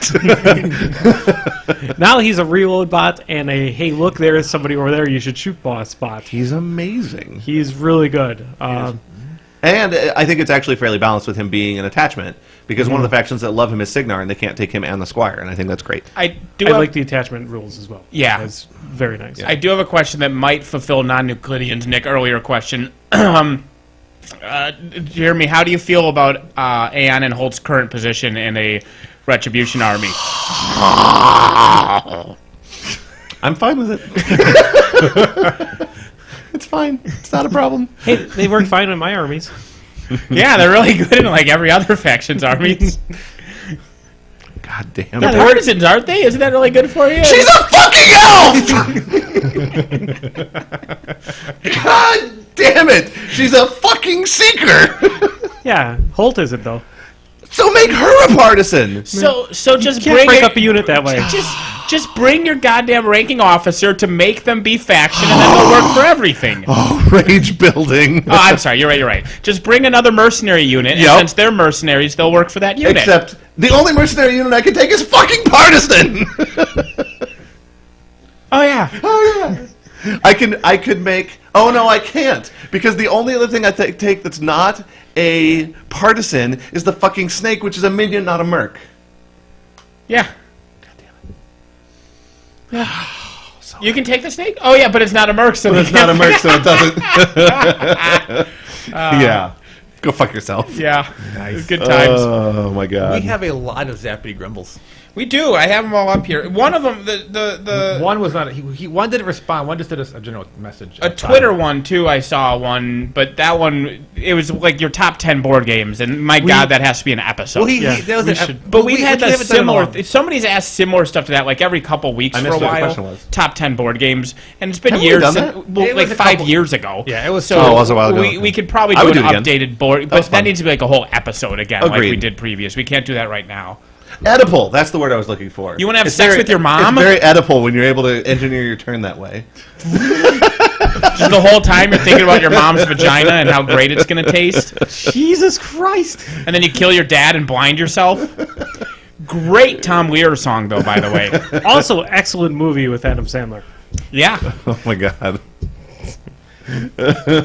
Anyway. Anyway, Zappity We Grumbles. went to Zappity. Yes, up here. Do we Yeah, have we them? should. I have the Facebook ones up here. Okay. Yep. Jeff Walk asked if we had a chance to play Legendary Encounters Firefly at Gen Con, and how would we rate it? I saw it. almost bought it. That's our story. That's my story. Done. None of us have played it. Sadly, Zappity. we haven't I'll played probably it. blind buy it. Grumble. Best two-player board game that nobody has played before, especially on a date. It's hard to say if we haven't played it. How do we know what haven't it played is? it. How would we Do you know? mean like that we haven't recommended before, or do you Or mean like that if we you've think never other played it people on haven't a played? date? I think he wants us to recommend ones we think like obscure ones. I'm going to go obscure and say Seven Wonders Duel, which isn't obscure, but it's a good two-player It is a game. good two-player game. Might even work. I actually just picked up. Oh man, now I'm forgetting what the name of it is. What's the name of the game I bought at Gen Con? You Zappity. bought so many games. Grumble. Gen Con. That's what that is. I still like Scythe, not Scythe, Hive. Jeremy without Katie at a con is amazing. He can't stop spending money. I really couldn't. I almost bought a $1,000 original from an artist. Unfortunately, earlier that day, he agreed to sell it to a family friend instead, so I bought the print for $40. Otherwise, he was going to walk Otherwise, away with I it. literally walked up. Last year, I held that original in my hands with Katie standing there, being like, "I love you, and I can't tell you no." It's an original hand-done print he did before any maps existed of the world of Fire and Ice. And he hand-did the entire map of Westeros, every town, every city. Every major town, yeah. It's amazing. amazing. And I held it in my hands, and I looked at Katie. She was like, I love you. I'm not going to tell you no. And I looked at it, and I looked at Katie, and I looked at it, I looked at Katie, and I handed it back to him. And I walked away. And this year, I literally, Brian was like, oh, we should go to the artist hall. I was like, excellent, I'll see you there. And just ran towards the artist hall, went up to his booth, and he wasn't there, his assistant was. I was like, I want that. And she was like, we sold it? I was like, fuck. Wait, I think this game that nobody's played before is Pip, unless I'm mixing my names up. So he can just clarify if he's still awake. I think he's saying the best game if you haven't played it before. Yeah, that's Except Tort. that's Tort, not Pip, so that's less helpful. Yeah, but I don't know. No, what's the name? That's Well, if it's Will? yeah, it's Will Hunt. Yeah, Will Hunt. Yeah, I thought is that Pip. was Pip. Or you could be Hide the Monkey. Well, fingers crossed. What's currently the best way to play Crix? By playing Ret instead? No, honestly, I think we're at the time where people have to get inventive with Crix. It's a good time to discover what's good about Crix. I just don't know what it is. And I haven't looked at it. I have no helpful information. Looking into it because I played Crix at the very end of Mark II, looking at it from that perspective, it's difficult to try to build a new list with Crix because I'm still thinking old Crix. So I think somebody fresh into the army might have a better stand. And if you don't want to get creative, I wasn't kidding. I think Denny 1 Venethrax is playable. I just don't know what other pairing they have. Denny 1 and somebody. Denny 1 and Venethrax seems solid in the But board. you played Denny 1. Denny 1 is Denny basically 1 gun line still works. It's, Yes. Yeah, It she's works still better. untouched. Still fine. All right. Name 3 rules in Mark III that you would change. Oh, we talked about this one rule that we kind of found out. Didn't realize that it exists. Did mention that it was something that was sent over to Travis. The guy who thought about it or found out about it didn't actually post it. Turns out that if you charge during an action that you charge, you cannot grab and smash. Why? You can't make power attacks when you charge. You're Can't make- prevented from doing power attacks? In Mark II, it was worded slightly It differently. was that it was prevented from being your combat action, but No, now it says you can't do it at all. For Mark II, it said that when you make a charge, you cannot make a power attack as your charge attack. Correct. That Yeah, was what the Mark II And now one it was. just bans power attacks. Now it just says you cannot make a power attack on a turn you charge. That seems unintentional. It does. Sure does. It was Yeah. very weird. And I have definitely cheated savagely with my Hydras. I'm sure everyone's smash and grab. I mean, I'm sure everyone's doing that wrong because it's a very weird. It's just like one of those things someone was going through. It's weird. It's worded perfectly to prevent it. Is Yeah, basically what it is. The way it is worded, you cannot do that. I don't That's think anyone a shame. realizes it. Breaking news: you can't smash and grab and charge. Yeah, almost certainly a mistake. Interesting. Someone posted online. You listener, post this online now, and you will. Travis cause a says he has shitstorm. one. Huh? Travis says he has an answer for this question. Ooh, he has an We'll see answer. if he'll deign to give it to us in chat, or if we have to go See, make a thread in the A rules forum. person could have just gave us the answer, So- but not Travis. but He not has- He has to Travis. let us know he has an answer. Not to So Pierce Sternum asks if that means you cannot charge and combo strike, but that's different. That's a star attack. attack. That's not a power attack. Power attacks are specifically throws, trample slams, Headbutts. Yeah, throws and headbutts will be the main one. You can't charge and then throw something. Correct.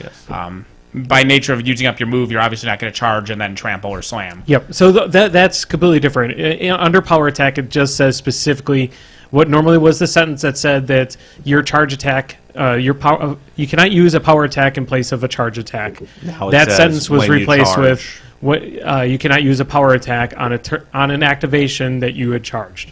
Trevor has responded, and he has said he's not going to tell us. Yeah, But he has an answer. Anyway, Oh, we'll great. go and I'll make a I'm thread in glad- the rules form. Yeah. next question. I made a rule, thread in the rules form this week. Other than that, I don't really. It's a longer answer. I don't really know what rules I change. I think it's more than just changing. I think it's evaluating things versus just a rule. Yeah. Drunken Dark Soaks. Probably Souls. supposed to be. No, that's a K, not an L. Drunken Dark Soaks 3 live stream. Like I said, I'm pretty sure it's supposed to be Dark Souls, yeah. I think it's really, I wouldn't mind doing that. It would be basically almost a pain that I'm going through in Fallout 4 survival That game mode. seems like it would be even more detrimental to try to play drunk, since it's a kind of there's it's a very big memory game because you Yeah. go forward, you realize how you die, you try to yeah, you have do the to same remember thing. the combo of that. Like, it just seems miserable to I me. love the thing. I don't remember if Andy saw this or if somebody else showed this to me, and I know that Andy would have seen it also because he watches everything that the Rooster Teeth guys do. But a guy in Dark Souls, he killed an NPC. Okay. He put on all the gear to make him look like that NPC. He hid that NPC's corpse like in a closet, and then he just walked around the NPC's predetermined path. So when people invaded his realm, they just ignored him, and they'd run past looking for him to try to kill him, and he'd just be like, they would literally like he's blocking a door, just like looking around, and they're waiting for him to move so that they can go through that door, and then he'd go and he'd do like you can do a toggle, like you can press a button so like you whistle for their attention. These people would hear the whistle and they'd come looking, and again that fucking NPC would be in their way, and they'd run past him again. And then the great punchline is the end is a guy goes off the path and goes down to where the closet is, and so he follows the guy, and the guy goes to the closet, sees the corpse, turns around, and he's standing there, like looks at the corpse, turns back, and then the guy stabs him.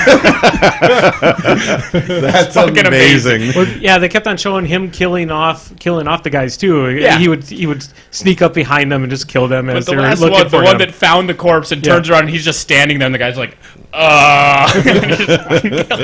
That is pretty amazing. That's fantastic. I watched somebody basically pretend to be a statue while there was like a ledge over a spot, and just watch some guy just push somebody over the ledge continuously as they kept on spawning into their world. Good times. Yep. Wild speculation on the grown-up warlocks. Una et al. Oh, yeah. I'm excited about the Legion one. I didn't play her because my only copy of her Andy's had for over a year. Mm-hmm. But the Legion one is Fianna becoming a caster, which is kind of exciting. I don't know that they've... I think they did say not to expect it for a while, so I think I just should not have my hopes up. But I really wish that Rorsch or Wrong Eye would become a full-fledged caster. Rorsch, cool Wrong idea. Eye, Dahlia, and Brun. I think that would be cool to see them. Because Gators and Pigs have a full stable of beasts, like Dahlia becoming a full-fledged one would be weird. Same with Brun. Like, he can only... he has his one beast, but, like, there's no reason Rorsch couldn't have... Rorsch, too, could be a full-fledged warlock. Yeah. He's got all the pigs to go through. Same with Wrong Eye. Could be a full-fledged Gator warlock. But Rorsch we've had forever. Like, Rorsch specifically. I would die for You Rorsch, just love too. Rorsch. That fluff's amazing. I is love fluff Rorsch good. so much. I agree. Yeah, that'd be amazing. I'm excited for my guy. I mean, tag team's an amazing spell, so he'll probably lose it. Well, that's what happened to Malakov. And he's got Perdition, which he has 2 amazing spells on his card, and he has a built-in defensive mechanism. So who knows what he could do? There's a lot of fun potential there. I'm excited. I'm intrigued. I haven't actually been super excited about the last couple of casters Legion got. They're just not didn't tickle my particular interest. But I always liked Fianna. And so seeing her become a caster could be really interesting. Oh my lord, we do have... Also, a caster with 4-inch reach is an exciting idea. Zappity. Did you have one in the troll one real quick before we move on? Because you're a troll guy. Trollish. Horgle's, he's cool. In general, right now, I'd be neat to see what he does. It'll be interesting to see how they would deal with the restrictions. Una doesn't have any birds on her sculpt, so the restriction might be gone. Yeah, Who knows? It could just be like a veteran leader or something. It could be. Hez Mark III put the nail in War Machine Tactics' grave. Another nail? Does anybody Do still... people play? I honestly, I'm not even trying to be joking. Do people play that? They have. I think sometimes people click on it when they're doing their Steam thing. When they're going through Steam? Misclick. Yeah. It's like, no, it's launching! Throw the computer in the garbage. I just haven't really messed around with it. I keep meaning to go actually just like at least play through the campaign, and I just there's so many video games out there I want to play. I've heard campaign mode is actually fun. It's just it's unwieldy for multiplayer. Yeah. Zappity. Will the age of rolling releases bring about the dreaded Codex creep?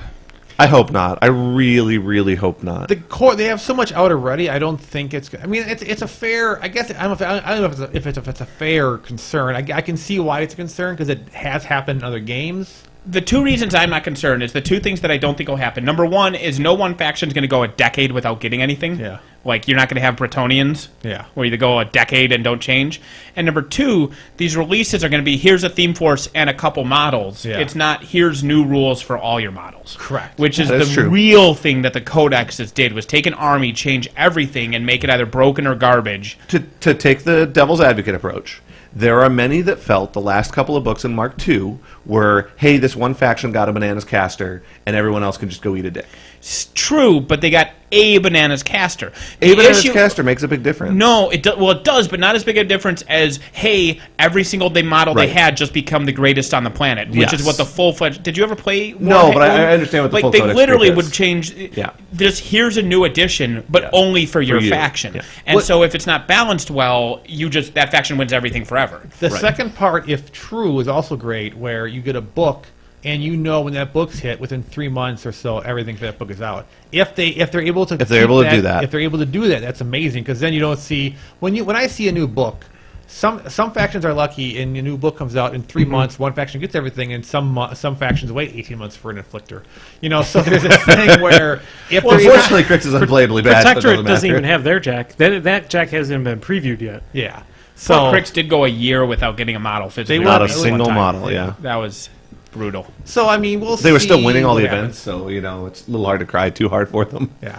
But So yeah, we'll see. I mean, I think there's obviously like everything, it could go bad, but I think I'm gonna see how they handle it before I get too worried about it. on the bright side, if it goes at all badly, then I'm going to come on here and talk about how it's the worst thing ever, and everyone should just quit playing the game because fuck the book system release. Yeah. What do the Firefly board game expansions add? Do you think they're mandatory? Yes. Yes. 100%. Man. Yes. The core game. Yes. I was talking to someone online. The core game to me is a 7 out of 10. Maybe even a 6.5. I want to be super negative. I think with expansions, it's like an 8.5. The expansions add more player interaction with player versus player missions. They add in new zones to make the map bigger. They make the dynamic of the Reapers more deadly. Way more, better. More The fun. Reaper change is Every a big deck deal. that you get equipment from and every quest deck gets more interesting types of quests, more gear. Basically, if you go to a place and if you could serve between 20 cards, it gets old fast. Now Yeah. those decks have 50 cards. Yeah. Right. So instead of having 4 core ships, now there's like 12 ships total. They don't add a lot of extra rules. Like No. playing it today No. felt the same as playing the core game because Yeah. I would jump straight from core game to everything. Yeah. Like this is the first time I played since any expansions came out, and to me it felt like I was doing the exact same stuff. But just the more things were happening that were interesting around me. It wasn't more complicated at all as a player. Every core element's the same, except the core game is like you do a mission, you get a reward. Now you do a mission. There's more modifiers in quests for higher chance of success. There's more gambling involved. There's all sorts of just neat things. me. I like it quite a bit. I love the expansions. I've gone all in. I mean, I go crazy on Firefly. I would argue that it goes from a 6 with the base game to a 9 with the new Yeah, versions. But and I think the expansions make that game. I think it's one of those few games that playing with all the expansions actually makes the game better, Yeah. as compared to like our Arkham horror days, Disaster.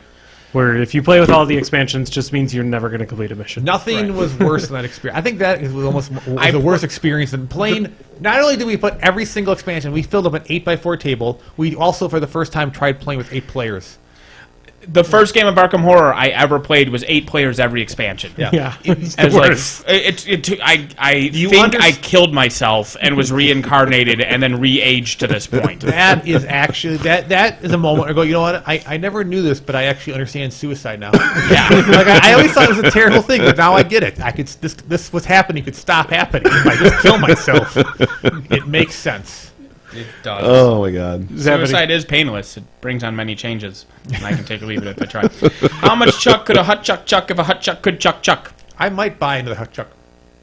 Another one? I Isn't saw it? that name. Oh, it's a kid. I thought I didn't need him, and I might He's not. huge. He is huge. He's huge. Ridiculously. Judge. huge. He's making. And the one you told me has the little gas mask head on. Yeah. His head is tiny. Yeah. It's a teeny little gas mask and it's Was that cute. ISML for you, probably? No. I don't know. That's why he has a gas mask. I have yet to see Hutchuck I on the have to- table. I mine's- just hear mine's about him all the gotta be time. I saw him once and he ambushed and got a lucky damage spike to brain damage into like an armor 19 caster. Hey, you know what's an amazing rule? Brain damage. Yeah. You know what's amazing is when it can't be shield guarded. Yeah, so that's speaking of things to learn. I didn't know that, and now I put vision on that caster and Yeah. beat you every time we play that matchup again. Because, man, was my list really teched against you, it turned out. It was pretty teched And against the only mine. reason I lost was because of how bad brain damage is, and if I had vision up, never happened. Turns out Sturm and Drang don't enjoy being brain damaged. Turns out you can't shield guard sprays in Mark III. Nope. Pineapple on pizza, delicious or blasphemy? Delicious. Delicious. blasphemy. Blasphemy. Fuck, both Fuck of you you. guys. I don't agree with Jeremy often, but he's right and you're wrong. I'm not a fan of like weird shit on my pizza. Pineapple's not weird shit. That's normal. It's It's pizza delicious. town. This is not Hawaii. The things you put on pizza are Pepperoni meat, sausage. Okay, fine. more meat, and pineapple. and pineapples. Oh, and banana peppers. No. Only if the pineapple is from the place downtown. Then they can put it whatever Like they want. Ian's? No. Oh, there's Sambas? Sambas. Yeah. Their pineapple Oh, going. God, I their hate, pineapple. Like I say, I hate pineapple except for their pineapple. That can go on everything. their They should pineapple. have a toggle that's pineapple only. Oh. They really should. And then ketchup. Oh, that's interesting because he spelled KATSUP. So he combined the two versions of spelling ketchup. Wrong. But catsup on mac and cheese, delicious or abomination? Abomination. It's more acceptable than maple syrup, which is what Raylene puts in her mac and cheese. Also an abomination. Whoa, that is an abomination. Although hilariously, I know someone who puts ketchup on French toast, which you're supposed to put syrup on. So What is going wrong with the world? Although I just realized peanut butter and eggs go together, which is blowing my mind. Deliciously, because it's basically Thai food. And then you put some noodles in there, and yeah. You know, I tried it. I did not think it's amazing. It's fucking amazing. Because like you said, like Thai food. I had forgotten about something that Raylene had me make once, and turned out it was delicious, and I ate it for like a year while I lived at Andy's place. I had forgotten about it until yesterday when we were talking about fair food. But a peanut butter, mayonnaise, and pickle sandwich is amazing. You put bread and butter pickles on a peanut butter and mayonnaise sandwich.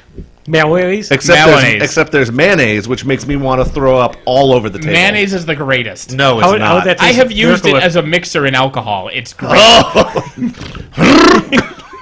It is great. Mayonnaise. Don't knock it till you tried it. I've tried mayonnaise. It's puke, but mixed together with other kinds of puke. I like Hey, mayonnaise. honey is good, and that's puke. Tart, that's a great idea. Smear peanut Peanut butter butter on and crackers before you cracker on combine them with eggs. eggs. That does seem like it would work. I love crackers and peanut butter. I like eggs Yeah, and get crackers. the peanut butter patty ones that you can crumble those up into the eggs. Fancy. Save yourself a step.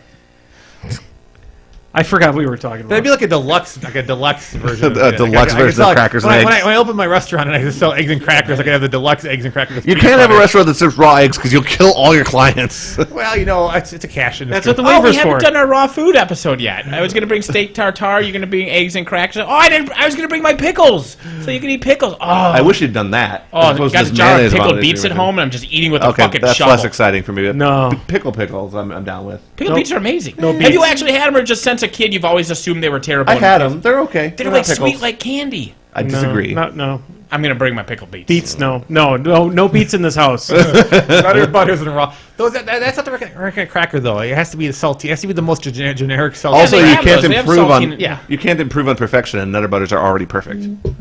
I'm sad I don't eat them because they're 280 calories per container instead of 200 calories. Everything delicious is too many calories. I per know, but I mean, container. everything else. Sorry, it's a calorie thing, and everything. All my other snack foods are 200 calories. It's a little. As I went to the store to buy Nutter Butters, and it was 280 calories And per you packet. cried and a I little was bit. mad because I only go They should have 200. just given you like 4 fewer butters, I Nutter could- Butters. Well, there's 4 per thing, right? So they should have went to 3, and then it would be 210 calories. Because if I open it, I'm not going to just not eat all 4. No. Like I should just put one away. Well, it's like, what fucking savage?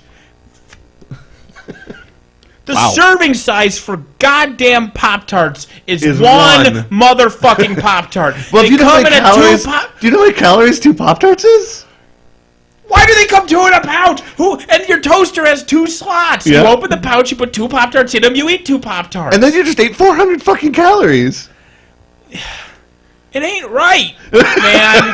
It ain't a right. 400 calorie breakfast isn't terrible because I try to eat around. I mean, it's not the Yeah. worst. I think they're actually just over 400. But I think it's the like- point but is, the point is Katie you likes can't Pop-Tarts. have And the 400 serving calories for a size- girl is absurd Yeah. for breakfast. So you have to like split and you each eat 1 tart? Or Katie just eats Just 2 eat the and says, middle. fuck it. That's what I do. Ben Lang wants to know if we're getting this, because this leads into this. Ben Lang wants to know: are we getting older? Did this shit just used to be easier? Imply this to everything and anything. I think this shit used to be easier. We'll go with that. Nice. Zappity. Have you played Dead of Winter expansion yet? Do you think Universal no? No. No. I haven't played Dead of Winter normal. Should, it's good. I own everything for it. I have all the expansion characters for it. I just have not played it. Oh play my it, it's god! good. I forgot to tell Andy and Nathan this. Brian knows because he was watching my spending bonanza at Gen Con. Think back to the best game we've ever played together that made us all want to kill each other afterwards. Like the game where you just can't be friends afterwards. Like Katie would regularly bake cookies because it was the only activity we could all participate in after playing a game of this together. Was it nothing personal? It was nothing personal, and I bought not 1, not 2, not 3, not 4, but 5 expansions for Nothing Personal at Gen Con. So we need to get together and play Nothing Personal again, and all not be friends again for a We while. just have to stream the room. They didn't even watch the game. It was like stream us to watch the moment someone cracks. Which is every moment of the game. I don't think I've played that since No. it first came out. No, we played it with you several times in the first few months after we got it, and then it was like, maybe we can't play this game anymore because we want to keep being friends with each other. Pierce is right though. Diplomacy. I need to get another play online diplomacy game going. We should do another one with hidden identity because that really made it a lot better. When we weren't allowed to tell each other who we were. You guys seem to really like that, yeah. Are we almost done with Zappity Grumbles? We have 2 more. All right. I'll get Twitter up. Which promoted journeyman is the best and which is the worst? Your factions is the worst according to your faction. Disagree. Every faction thinks theirs is the worst. Every faction. That's why I said disagree according to your faction. Yeah. No, it is true that according to your faction forums, your faction is the worst. No, the Red Forum does not think ours is the worst. They just don't think it's the best. They think it's number 3. Okay. To be honest with you, I like the idea of Ayakos. I think he's the cool. worst. Yeah, I actually don't think he's good. I think he's the worst, and I think that Protectorates is the best. Really? I think it's probably either Malikov or Lara. But I think it's a really tight fucking group. I don't think anyone's super garbage. I think Ayakos is might going to be die super easily, garbage. and Ambush can be a trap spell. Although I do like Crabjacks with him because they have good guns on the way in. Why I like Malice with him. Yeah, Malice sure. with him works out fairly well. With Harpoon Drag, you can still get the Harpoon Drag on a failed assault charge.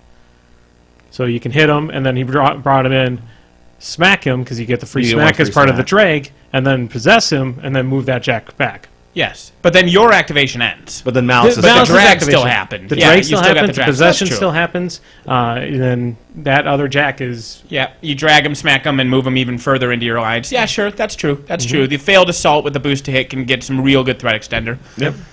Zappity. Is Morgul one of the best Scorn casters? He actually, He always was. when I saw Morgul 1, an original of Mark III, I was like, man, he lost a lot of things. But then I looked at him a second time, like, man, he gained a lot of things. And He changed a lot. He changed a lot, and I think you're like, because you first see him go, man, lost a defense, man, he lost overtake, man, he can't, his feet doesn't cast casters anymore. You're like, but then you're like, but he has steady. He's always steady. That's amazing. Yeah. That was one of the big complaints with him. Was High def caster that's steady is amazing. 16 steady is phenomenal. He has it's better than 17 not steady. with dodge. Yeah. That's ridiculous.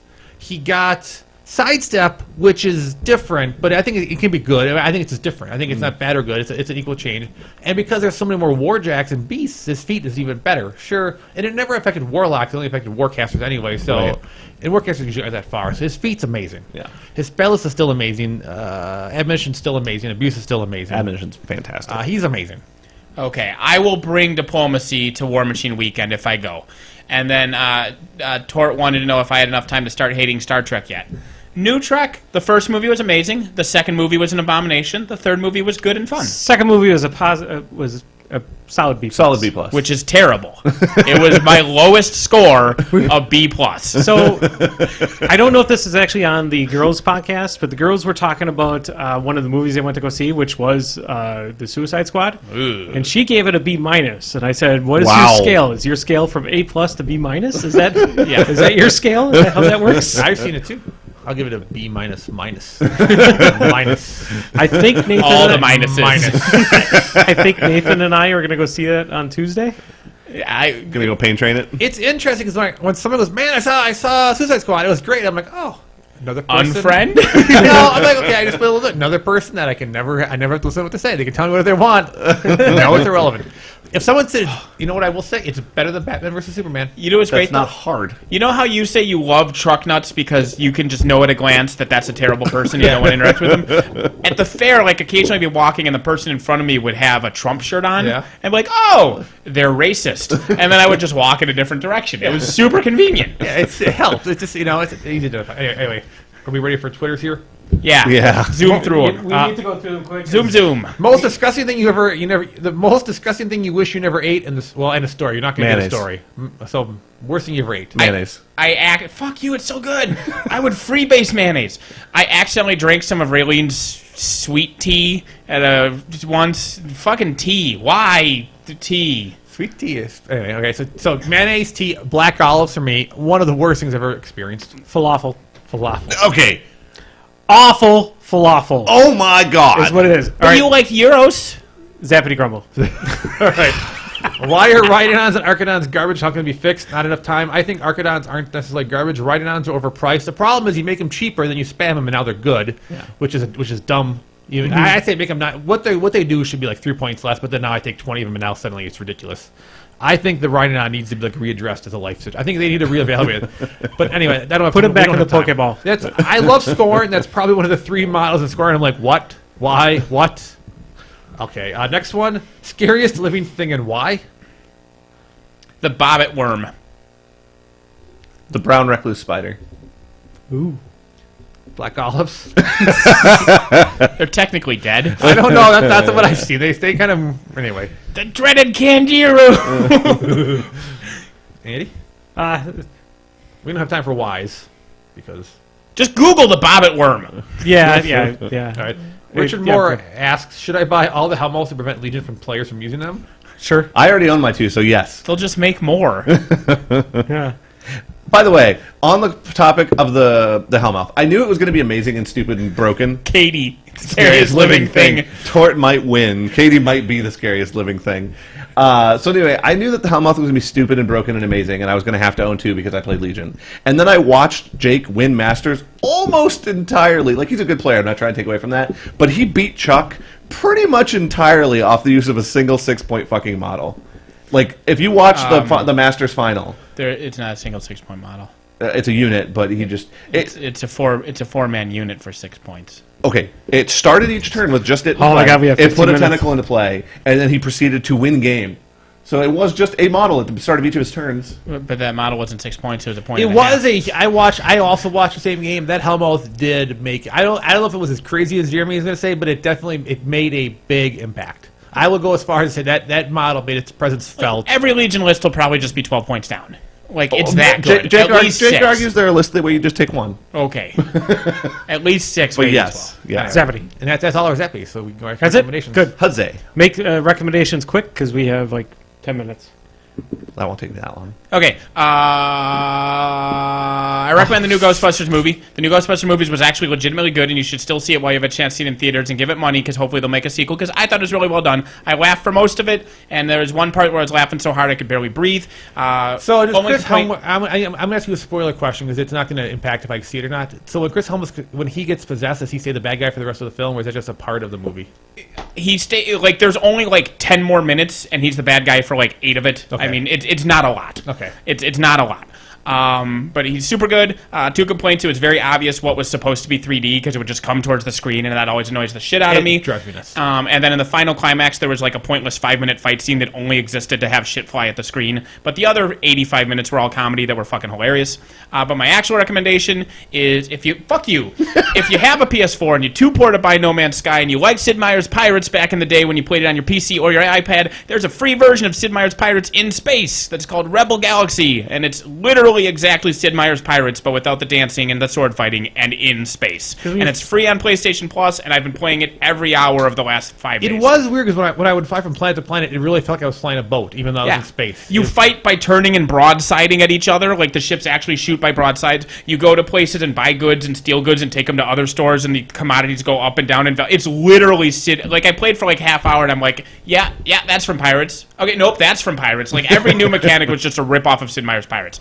But it's free if you have PlayStation Plus, and it's Sid Meier's Pirates in space. And what's better than Sid Meier's Pirates in space? Good recommendation. My recommendation is suck it. My recommendation.